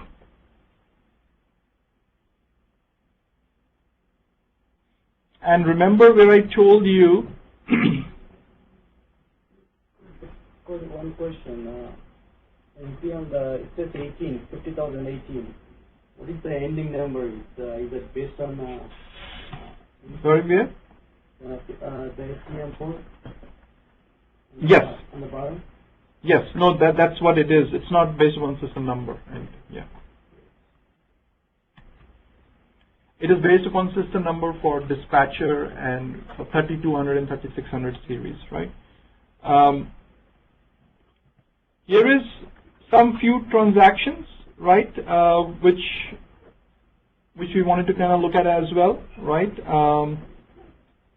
In the SAP world, I'll briefly show them to you.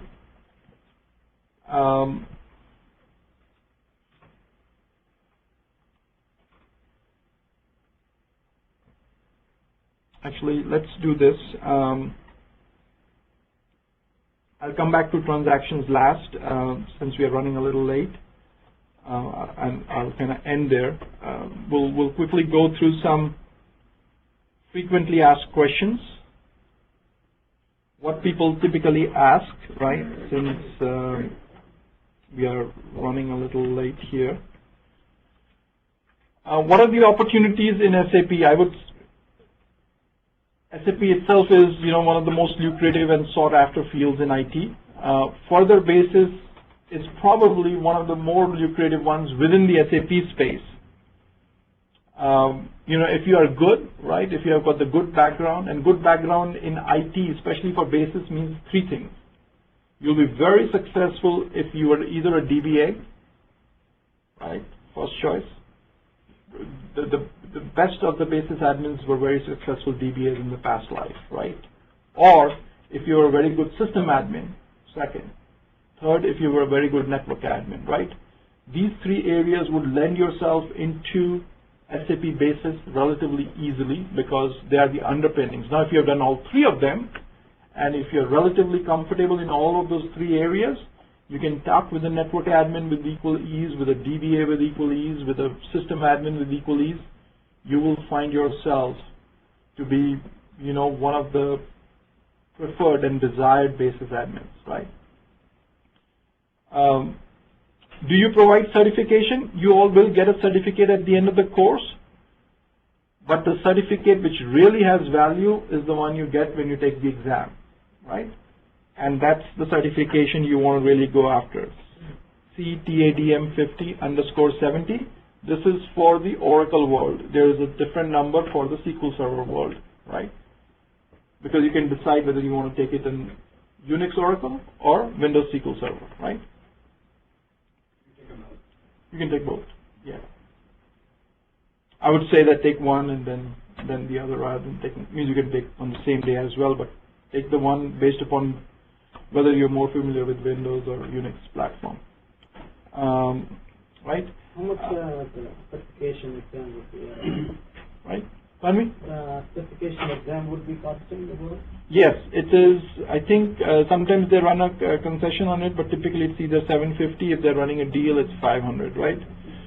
So you can attend our, remote access. We already talked about 7 days a week, 24 hours a day. You can attend the training remotely, right? So that's through live meeting. Most of you are doing it.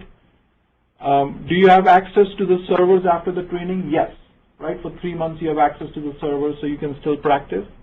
Obviously, somebody was practicing, right, when they started B02 with all those work processes, right? Right, and you can even access for a certain fee even after that, but we typically even waive that. For people who want to actually start doing basis work, right, and this is actually an example from 2 batches ago, maybe 3 batches ago, right, so this is what she did, right, so I've just kind of given her profile, right, without naming her. She attended batch 29 in April, June of 2010. She attended the KPSO in Jan 2011, right, from October to Jan 2011. In the middle of it, she took the SAP certification exam.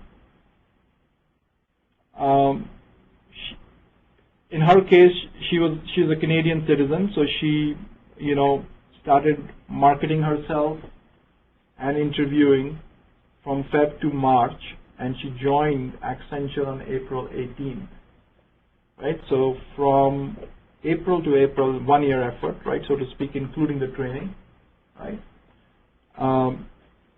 Something about her, she attended all the sessions remotely, right, so she didn't even have the presence of sitting in the class, but very focused, asked questions. I think every class she would ask questions at the beginning of the class. Very active in the class, completed all homework, including the installation exercise, which is the pinnacle of all the homeworks, which is the last one. And she got certified 90%. I think this is her grade report, right? I've just wiped out her name, right? 90%. This is what she scored in each of the areas. She got a yelling from me for system configuration because I think this is the area we teach the best, right? But she had 50% on this. And 66 on this. We don't do a good job here. A good job in a sense that we don't have enough time to spend on this area. But this is all from all the syllabus, right? You can see her score in different areas of the exam. See, as I told you that Oracle, right? This is the Oracle one. You can have SQL Server 1. This tells you if a person is certified. It tells you a lot about the person. It tells you that the person has got holistic knowledge, both ABAP stack, Java stack, different aspects of basis. They were not just doing installation. They were not just doing upgrades. They were not just doing security. That they actually have a pretty holistic knowledge, especially if they've got multiple certifications, right? So just, to kind of motivate some of the people in the class, right, who want to break into the market. With that, I'll open things up for question and answers after I look at these 18 questions. Okay, so let's go through these 18 first, since they were asked first from 10 a.m. onwards. Performance management, you said it comes with experience. Question suggestion, is it possible for you to document the issues you have encountered in your career so far along with solution implemented, which will be pressure for people like us? It's very time consuming, right? I wish I had that time, but as we encounter different things, like today itself, right? The fact that you do DPMon, the fact that you figured out D02 was running, the fact that the processes were in priv mode, right? And the fact that there is a dispatcher queue which is backed up and the queue is slowly depleting. I can tell you, 9 out of 10 basis admins would not be able to make that connection, right? Would not, right? They will rely on the senior guy to be on the call when it's a triage situation, right? And the tractor trailers are parked in the shipping dock, right? And the system is down. I cannot tell you how many times, in my career, right? You'll get a call from a senior VP, right, or an executive VP. You're just a senior basis admin, but a senior VP is calling you 2 a.m. in the morning that, is it up yet, right? Such is the criticality of these systems, right? Because if a CPG company stops shipping, it stops shipping, right? And if it's a web-based company which stops shipping, right? If Amazon stops shipping for 4 hours, the stock price will go down, right? Stock price will actually go Okay, so hopefully that answers that question. What does a full life cycle implementation include? It includes all phases of the ASAP methodology, right? ASAP methodology has got 5 phases, which we are going to learn from project prep to blueprint to realization to final prep, go live and support. Full life cycle implementation means that you have done those from an implementation standpoint, and then you have seen the company or the project go into the run SAP, right? The run phase of the project, right? A lot of people have not seen all aspects of it, right? They didn't see how was the business case built in the project prep phase, how were the teams put together, how was the template built in the blueprinting phase, how was the solution built in the realization phase, you know, and then in the final prep, how did you train the people, how did you conduct testing, you know, how did you build a cutover plan, performance testing, and then go live and support hypercare, etc. So having that whole experience is very key, right? So that's what full life cycle means. Does in-memory computing, i.e. HANA, have both OLAP and OLTP combined? Yes, HANA has. It can be used in the BW world. It can be used in ECC world. And it has got a query engine sitting on top of it called HANA Design Studio. These are the only handbooks should be covered for BASIS certification. Yes, those 5 books. Right now the question is being asked only, but once you start reading it, you will say that do I have to cover all 5? Right, so that's the difference, right? That's a lot of it, 3,000 pages, right? These are all in DVD, yes. Is the custom solution manager? No, the custom, good question. The custom installation guide is not downloadable because people sell it back to us. That's why it's not downloadable. You get physical copies of it, right? So it will be physically handed over to you, not electronic copy. The exercises are loaded onto the Yahoo group, so that you can download.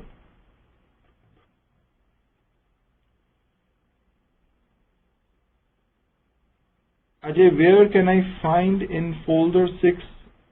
Where can I find in folder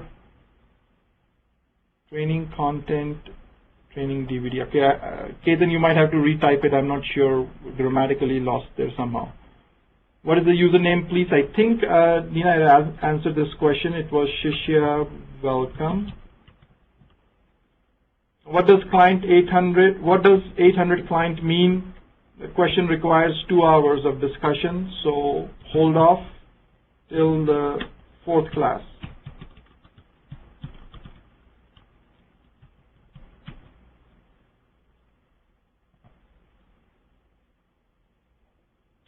Hiren, is that still the case? No, there's no specific reason not to use 730. It's just that didn't have time to upload it.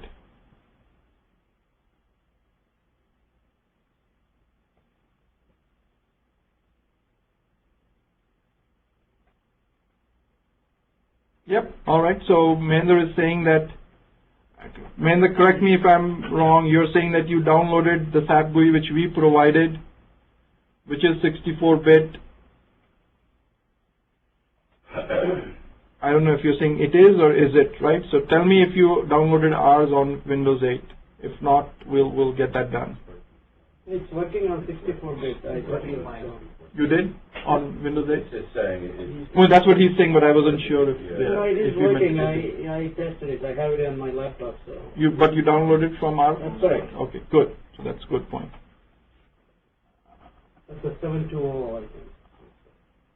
Oh, okay. So Avinash question, if everyone connects with the same user ID password, how do you know who's running which process? Obviously, you won't be connecting with the same user ID password. That will change from next class onwards. But yes, if they do connect with the same user ID password, you have the terminal ID based on which you can figure out, right, who is who. What is the difference between kill and stop? Stop is when you request the person, right? Kill is when you slap the person and say that stop doing it, right? So kill is not graceful, stop is graceful, right? I'm getting timeout error. I think we have already had that discussion because of the priv mode. So to start an instance, SAP start service should be up. So how do you start this service, or does it start? No, it starts with the OS reboot, or in Windows, it is a service also running, right?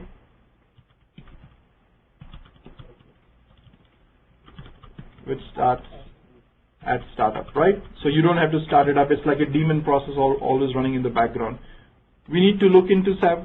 Okay, yeah, this was an answer to one of the questions I was asking. Will you show how to? Yes, yes, yes.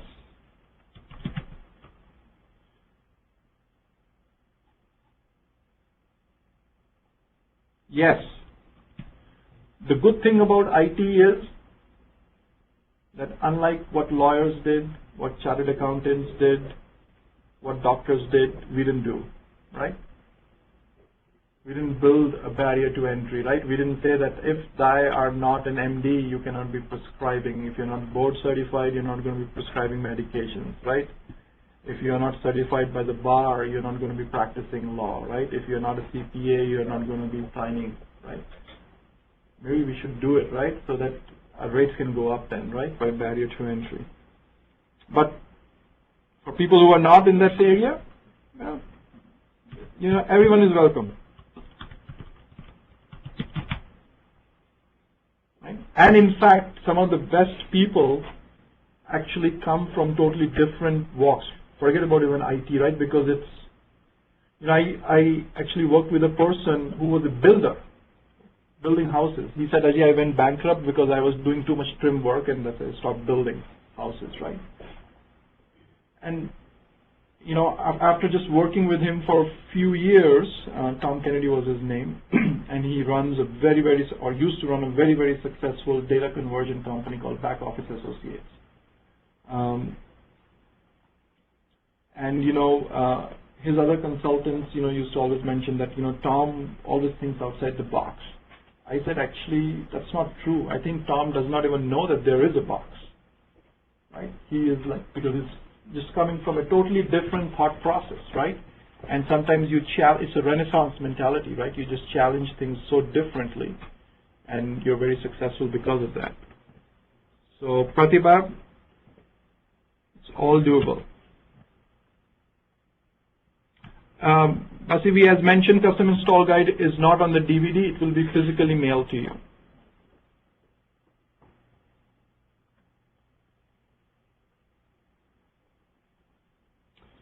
How you can use SAP Basis to integrate with PIXI? PIXI is running on a NetWeaver stack, and it connects to other SAP systems. If it's an ABAP layer, it connects using what's called an ABAP reverse proxy. It has got a lot of other mechanisms, RFC, ALEs, and if it is on the Java side, it uses web services. So it has got various technologies to integrate. So I've named a few, right? And it's got a number of other adapters. It's got a file adapter, it's got an iDoc adapter, right? Other ways of also communicating, right? So hopefully that helps.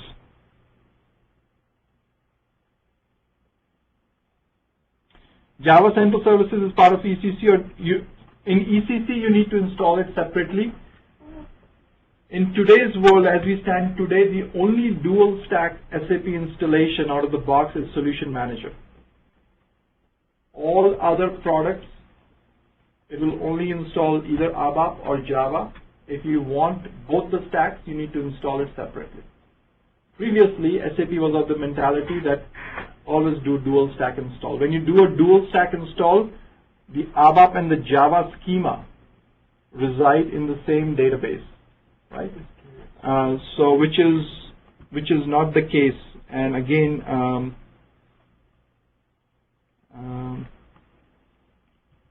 if I go to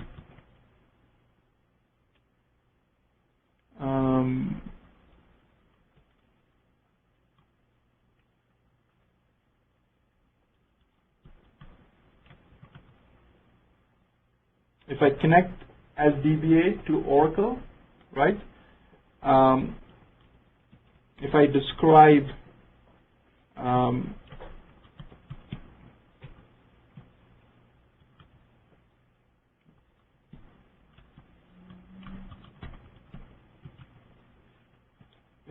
DBA tables, you will see that DBA tables, these are all the tables in the database. There's an owner, right? Right? So if I say select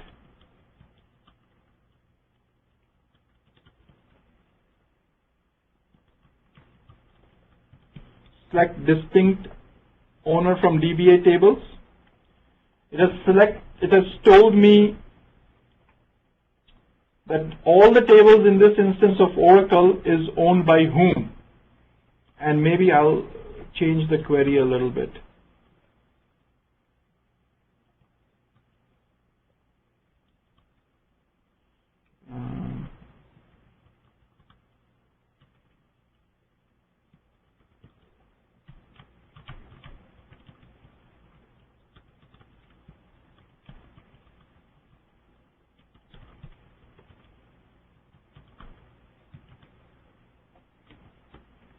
So you see majority of them, 40,000 tables in the Solman system are owned by SAP SR3.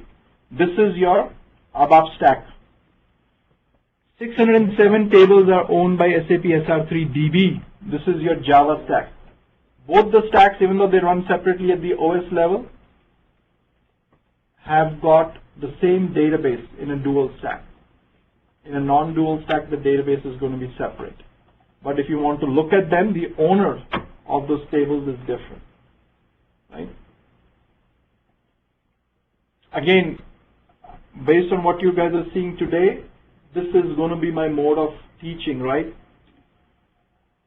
Every theoretical answer is going to be backed by something I show on the system. And the act of doing that, right? Hopefully that's where the learning is from, right? Is that, because typically a question like this would not be answered quite like that, right? The way you ask the question, right, the answer would have been, Solman is the only dual stack system, everything else should be installed separately, right? That's how the question was actually asked. But the answer hopefully was a little bit more than what was asked for, giving you some, ability to learn faster. Samir, so hopefully that answers your question. When will we receive all the physical training material? It's a DVD. There's nothing physical about it. We are green. There's a DVD. When you registered, it should have been mailed out to you. So Eddie, if you're registered, it should be en route. If not, when you register, it will be en route. Would you please let us know how to access training materials and DVD content? Yes, the DVD will be mailed to you. And people who are in the class, if you have registered, you have already gotten. If not, I can give it to you now. Or if you registered, you will get it now. Is RFC like a database link to communicating between SAP systems? It's a remote function call. It was introduced by Sun Microsystems in 1980s. It was called RPC, Remote Procedure Call. At that point in time, Genesis is in C programming. It just gives you all the underlying networking infrastructure and the different stacks of networking kind of built in for you, so that you don't have to worry about which system is where and how do I navigate the TCP/IP stack to connect to it. Right? So you just need to know what system and what function do I need to call there. Everything else is done for you in the function modules which are behind RPC. And there is an SDK available for that, Software Development Kit, which is standard in SAP SAP GUI as well as SAP Server installations.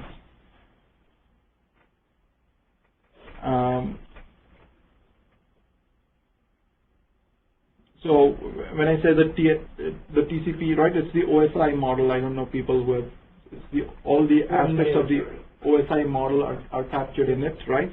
If you need to learn more about it, Tannenbaum is the book they use, right? I can't remember. Yeah.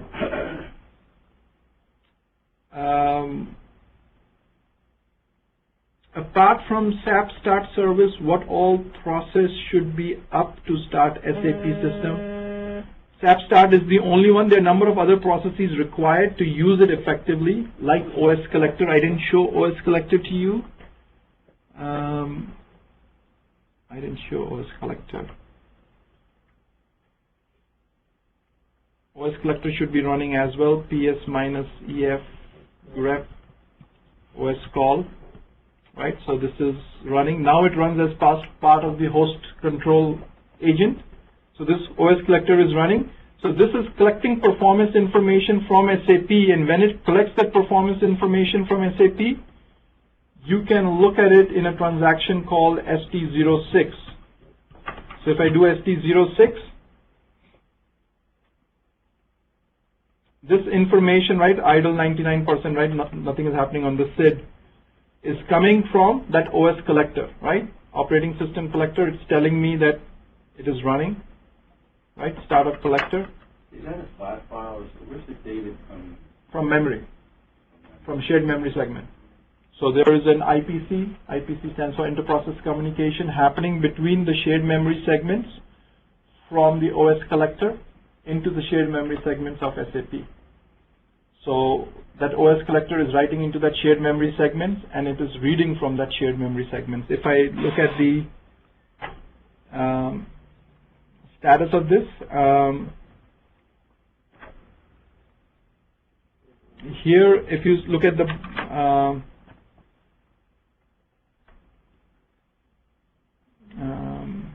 bottom of this, right, these are the number of records posted in that shared memory segment. Right, number of X headers, communication records, right, etc. And it's posting into it every 60 seconds. Right, and based on it, I can even look at detailed analysis. I can tell you CPU was running. Right, actually there are two CPUs. This is the current status. Sorry. So all those tabs on there, the information coming in behind it is all in the shared memory. Yes. Not all the tabs for this ST06. ST06, because it's real-time data collection happening from the SAP OS Collector. It's pumping into the shared memory. From there, it's being collected and then stored in the database. A lot of the other transactions, you get data directly from database. Right? I was just curious, in ST06, if you look at the hardware information, is that coming from memory? No, that's coming from memory as well. What has happened is when OS Collector runs, it is polling different aspects of the Unix system and saying that this is what the Unix system looks like. But those pieces of information in the memory don't change very often, right? But the other metrics every 60 seconds is changing. What is the load and other things? Correct.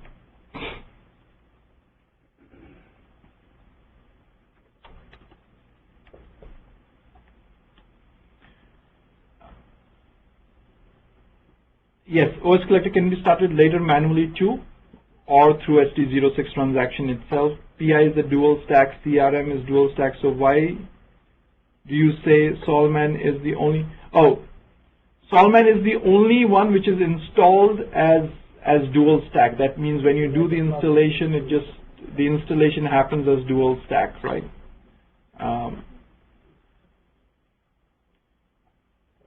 Will we have a class on the Easter weekend, March 29th? Yes. I do not have core experience in a DBA, sysadmin, or networking. How can I cope up with things? You don't mean that. What I'm saying is that's the best way for you to, that's the most convenient and probably the most effective way, but that's not the only way, right? And in fact, that's very rare that people come from one of those two backgrounds, right? So don't be disheartened. I was just making a statement. Do you need another set of login credentials to view recordings? Yes, and would be provided.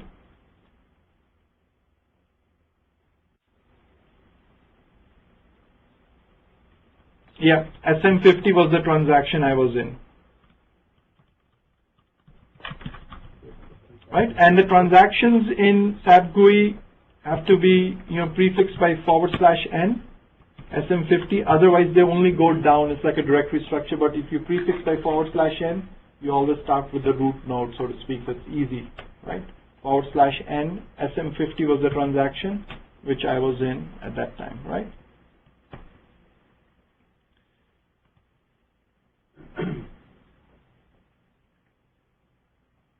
Okay, did I close the... What version of NetWeaver will we be installing? We are updating certain things. It would definitely be NetWeaver 7 and above. It could be 7.3 because I have a personal objective to kind of move the installation from where we currently do it to AWS to make it a little bit more glitzy, right? If we do that, it's 7.3. That's what the previous batch did. What we are connected to right now is 7.3. It's on AWS. How do you make out it 7.3? System status, right? Right. So there you go into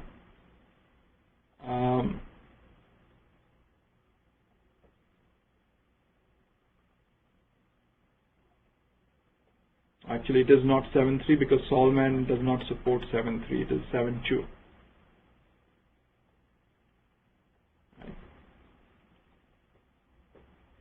This one is 7.2.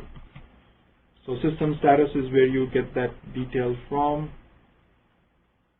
I can answer questions fast enough. The queue keeps increasing. Yes, Unix commands are there, and they're already documented in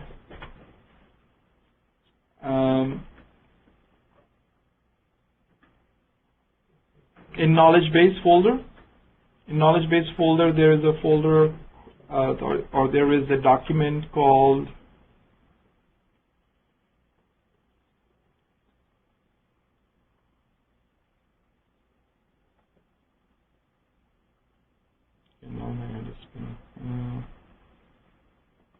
handouts, and in there I've given list of transactions, list of Unix commands, VI commands, Oracle architecture, BW table naming convention, right? Things which people tend to forget, right? So the Unix commands are here. PS-EF is there, right? Which we are using today. That's the only one we use today.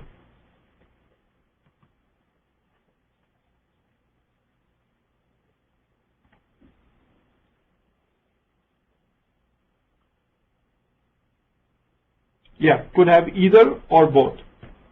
What factors dictate the requirement is depending upon the product you're installing. Because SAP, when they built NetWeaver, said to the developers that in the NetWeaver stack, if you want to do anything in ABAP is doable, if you want to do anything in Java is doable, if you want to do something in both is doable. So whatever you want to do to meet the business requirements, either in CRM, SRM, PLM, ECC, it's all available to you. It's a building block. It's a framework.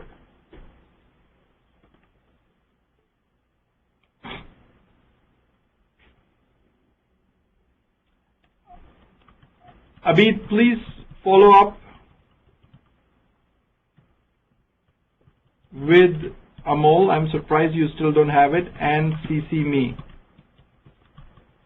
Right, that's my email ID.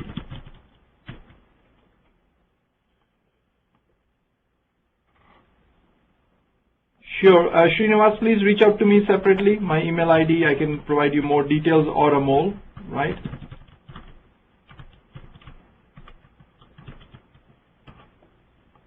Can we have ECC, BW, PI integrated in one system? If no, then how is this product integrated? Oh, they can be integrated without them being one system, right? ECC already has BW in it, right? But does not have PI in it. But ECC, BW, and PI get integrated using ALE and RFC technology. So they don't need to be one system. They can be separate, but RFC has this beauty that if you have the IP address, everything else is history, right? So, and it makes all these calls, RFC calls, which is the underpinning of ALE technology. ALE technology is what the BI extraction logic is built on top of, what CRM integration is built on top of, what PI integration is built on top of for ABAP layer. Java is web services based.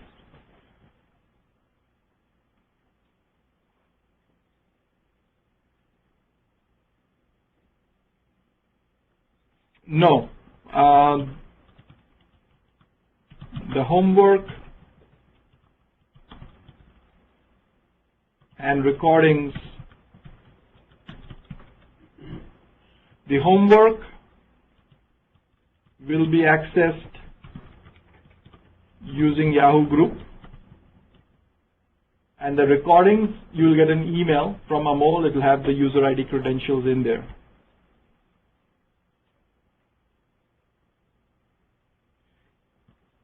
Is all the PS process we saw in ECC same in? Yes. PS minus EF has got nothing to do with SAP. It's an OS level command.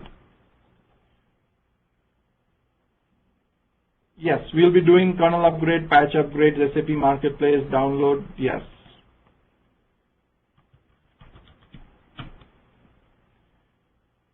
What is the Oracle version we are going to use during training? 11G. Do you cover RFCs? Yes. Is the Solve Manager installation we learned sufficient for ECC installation from scratch? Yes. Why? Because the installation process is the same. The content of the DVD is different. SAP Inst, which is the install program we use, is the same. It's just that if you put a different DVD, it will appear as a different product, right? So the only thing which is going to change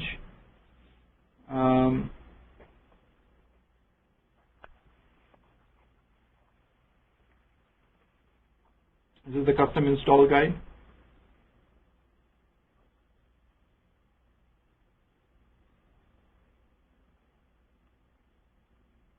So when this screen comes up,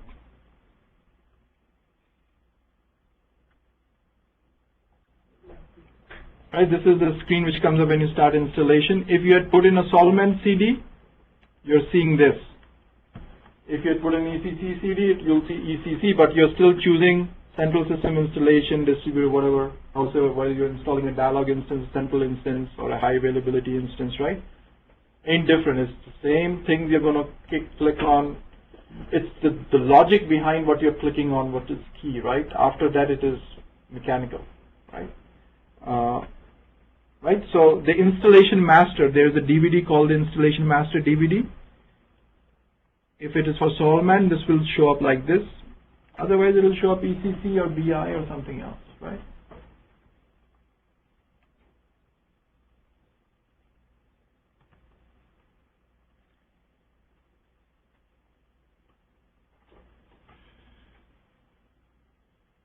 Do you have any other trainings? Your teaching method is excellent.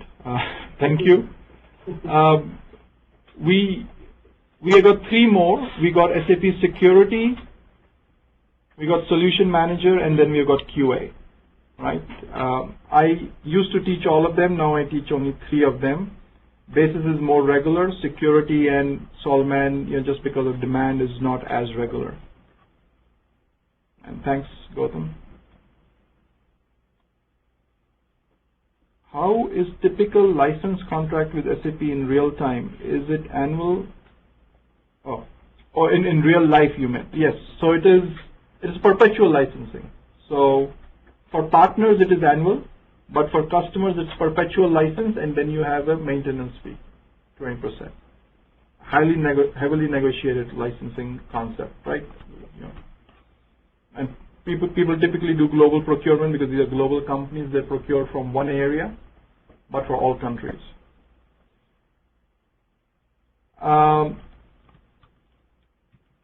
Yeah, Dina, if you have registered, Amol, you still there? Yeah, Amol, you're there, right? Yes, sir. All right. Amol actually sits in our office in India, right? So you probably didn't even realize that, right? Oh, really? So, yeah, he does a good job. So Amol, they're all thanking you. Amol, can you send Dina the The Yahoo group invite? Fine, I'll. Thanks.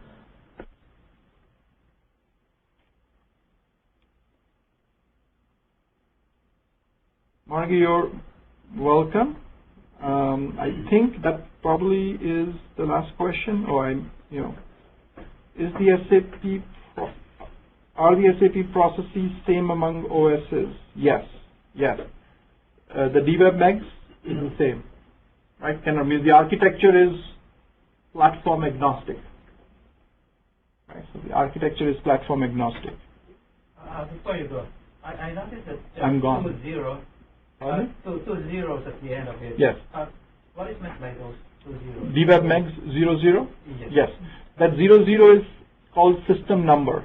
The system number. Okay. Right. So that means you can have 100 systems from 00 to 99 in a physical box.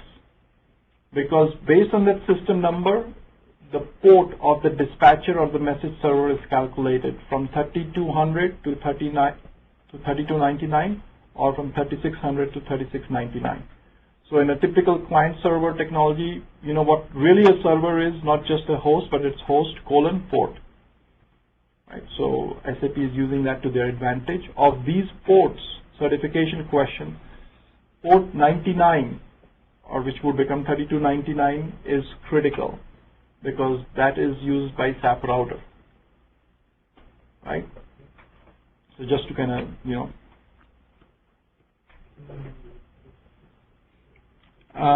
Amol Ram Babu needs it as well, the Yahoo group invite. Fine, Ajay. Thanks.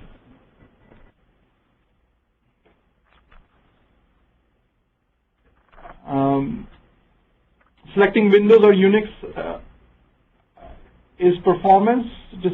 Yes. It used to be. Nowadays, probably not as much. From a performance standpoint. But earlier it used to be. Nowadays, Windows systems are equally performant to Unix. I think it's more of, what the company, nowadays the decision is mostly about what is the enterprise platform for that company. What's the enterprise platform of choice? And also cost decision. And a scalability decision in some cases. And if that's the decision, if scalability is the reason for doing it, typically people prefer to do heterogeneous environment where they run the database server still on Unix and run the app servers on a commoditized platform like Windows. Even Windows, if they are running the kernel, Windows kernel is Unix, right? These days, just starting. Windows 12. Yeah, the Windows. Yeah, correct. Will you go over SAP router config? Yes, we run our own SAP router. That's why all of you come through a centralized SAP router. That's what's running on cojing.servhttp.com. So can I explain to you how we are using a dynamic DNS, the SAP router, our Cisco infrastructure, how all of that is set up for you guys to connect and everything. So there's also learning in there. Margie as well needs it, Amol. Hari, thanks a lot.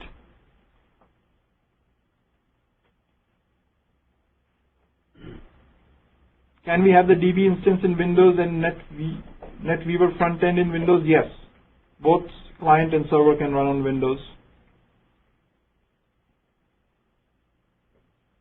Do you have any material regarding different ports or any books to give more info? Yes, the training material already has all of that in it. Additionally, I think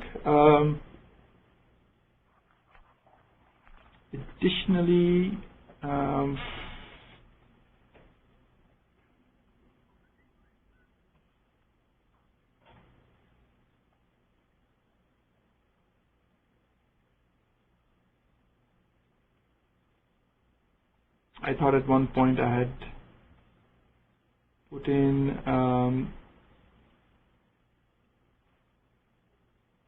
a good guide on it, but I don't see it here.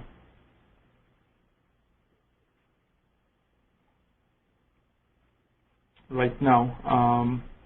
I'll send it out to people, but it means it's also covered in the training material itself, those 5 PDFs.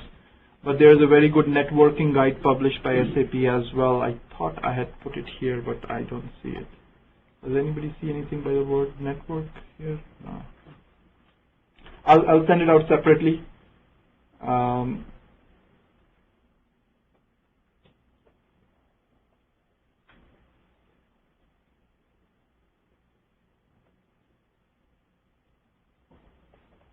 No, it is supported on Apple as well, but I don't want to kind of get into it. It's just, you know, since it's not mainstream, it's just going to slow things down. In fact, you can run the whole SAP GUI on SAP GUI for HTML, right? So this is totally platform agnostic, right?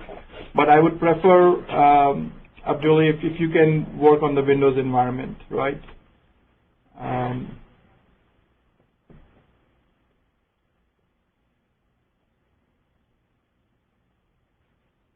No limitations. You can have, it's called heterogeneous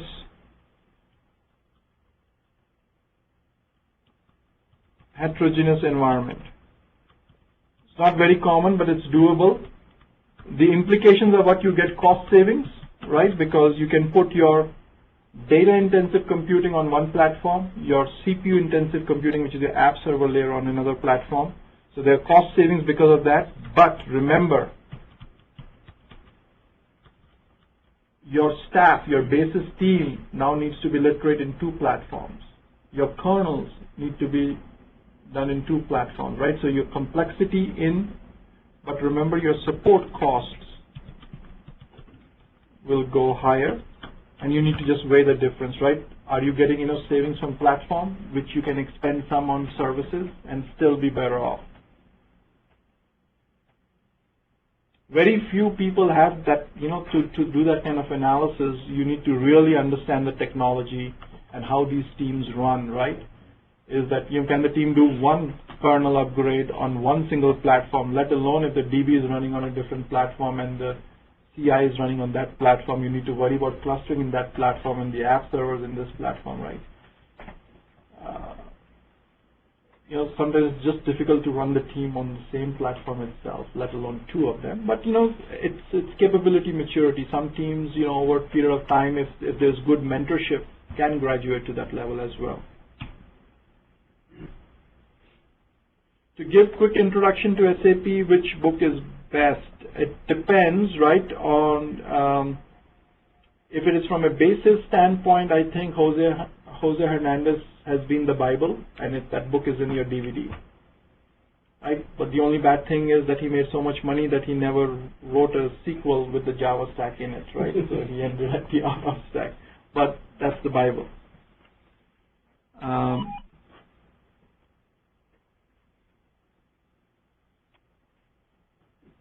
Yes. Keep coming in. Well, at some point there is shift enter.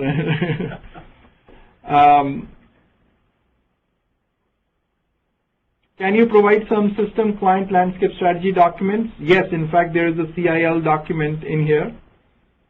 You know, so it's in your knowledge base folder, and you know, there can be lots said about client instance landscape strategies, so on and so forth. But you know, we need to first understand what is a client, what's an instance, what's the landscape, which is coming in next class, before we look at strategies in that space. All right, so guys, no more questions. So I'm just going to finish up with what's here. Everything else next week. We can talk theoretically about high availability, but we cannot physically do it. It's too extensive to do it in an 8-week course. Okay,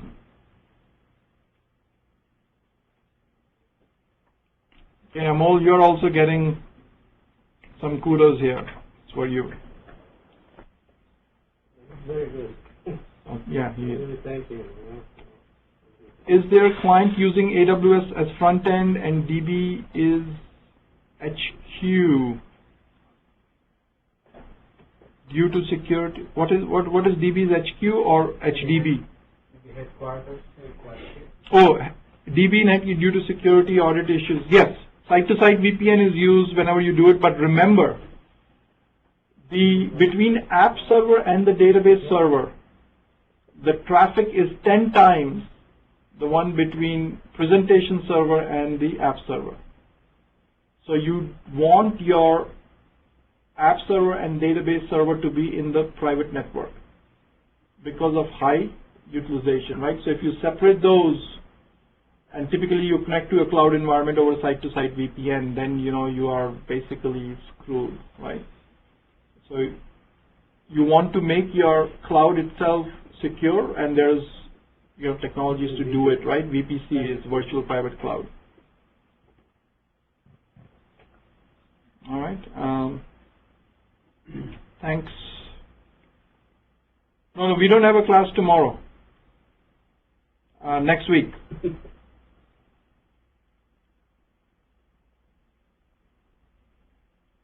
Okay, I think I'd answer Karam. Send me a note separately. Windows 8, I think, I have not tried, but what people are saying,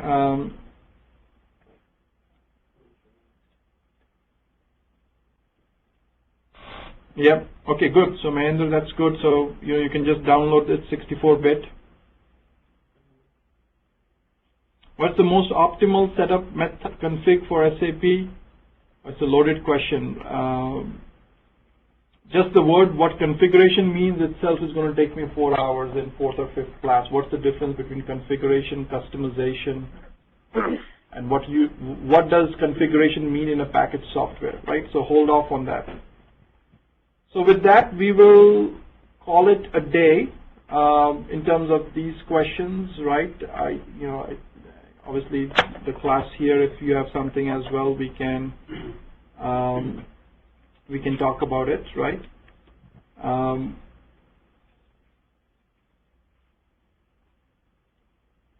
Yes. Again, today's class is about telling you how deep the well is. I'm not going paragraph by paragraph, figure by figure, right? Because it's an introduction and orientation class. I want, for people who think it's a cakewalk, I want them to be a little bit nervous, because that's where the learning is going to come from. People who are a little bit nervous to begin with should at least know that there's some structure to the madness here, so they feel a little comfortable, right? So that's why it is set up this way. It's a book by Jose Hernandez, and it is in the books folder. I think R3 Handbook, this is the one, by Jose Hernandez. Jose Antonio Hernandez. All right.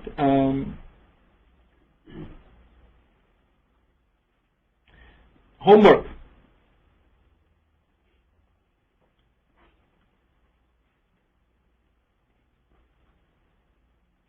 Right. So before next class, register at SDN, SAP's Developer Network, sdn.sap.com. It is free, and participate, right? Learn from it, contribute to it. Keep help.sap.com always handy, right? A lot of good material available there. It's also free.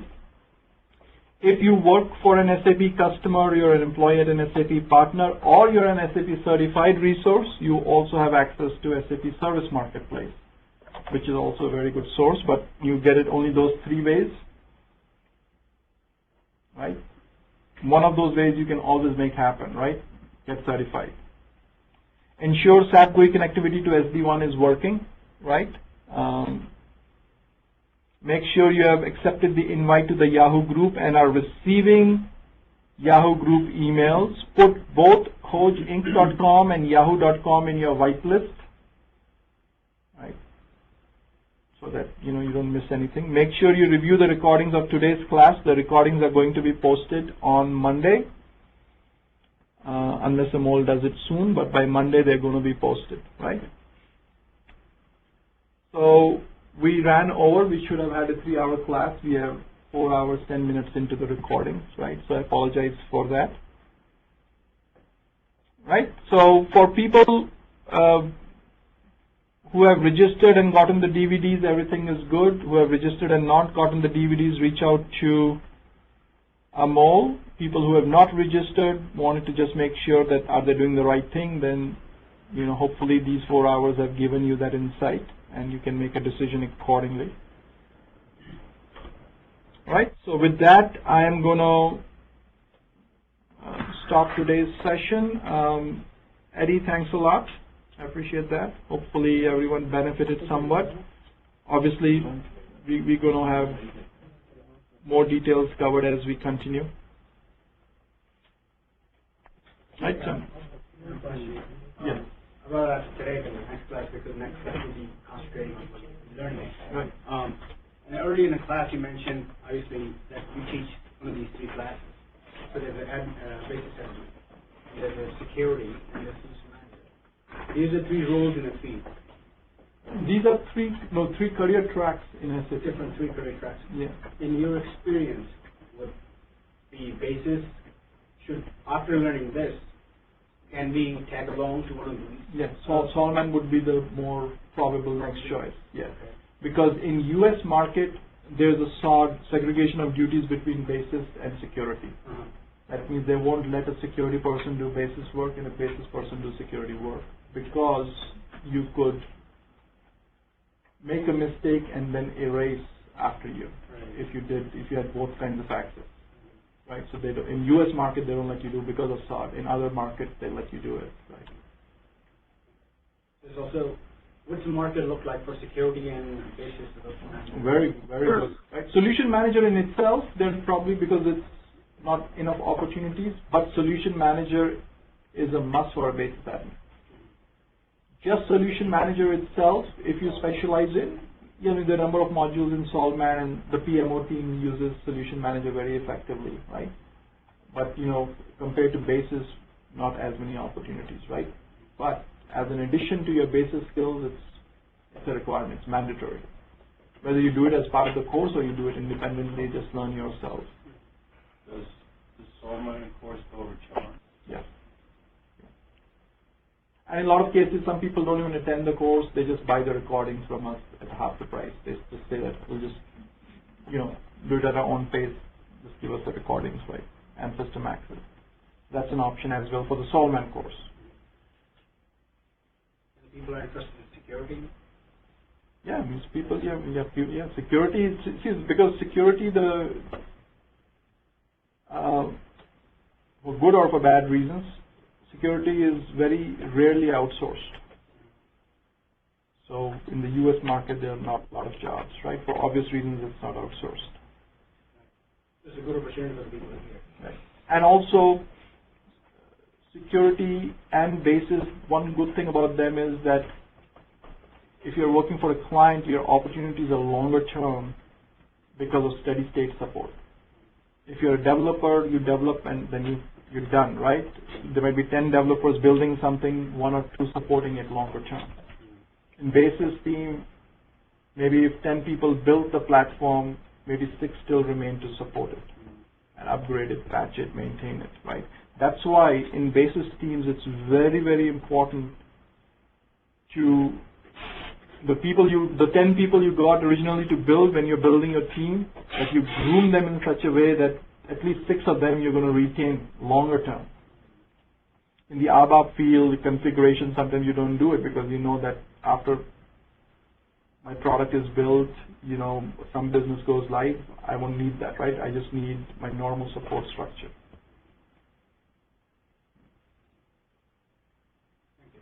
Sure. All right, so I'm going to stop the recording. There are a few more questions. Thanks, guys. Yes, it's not today's the introduction class. It was not supposed to be 8 hours.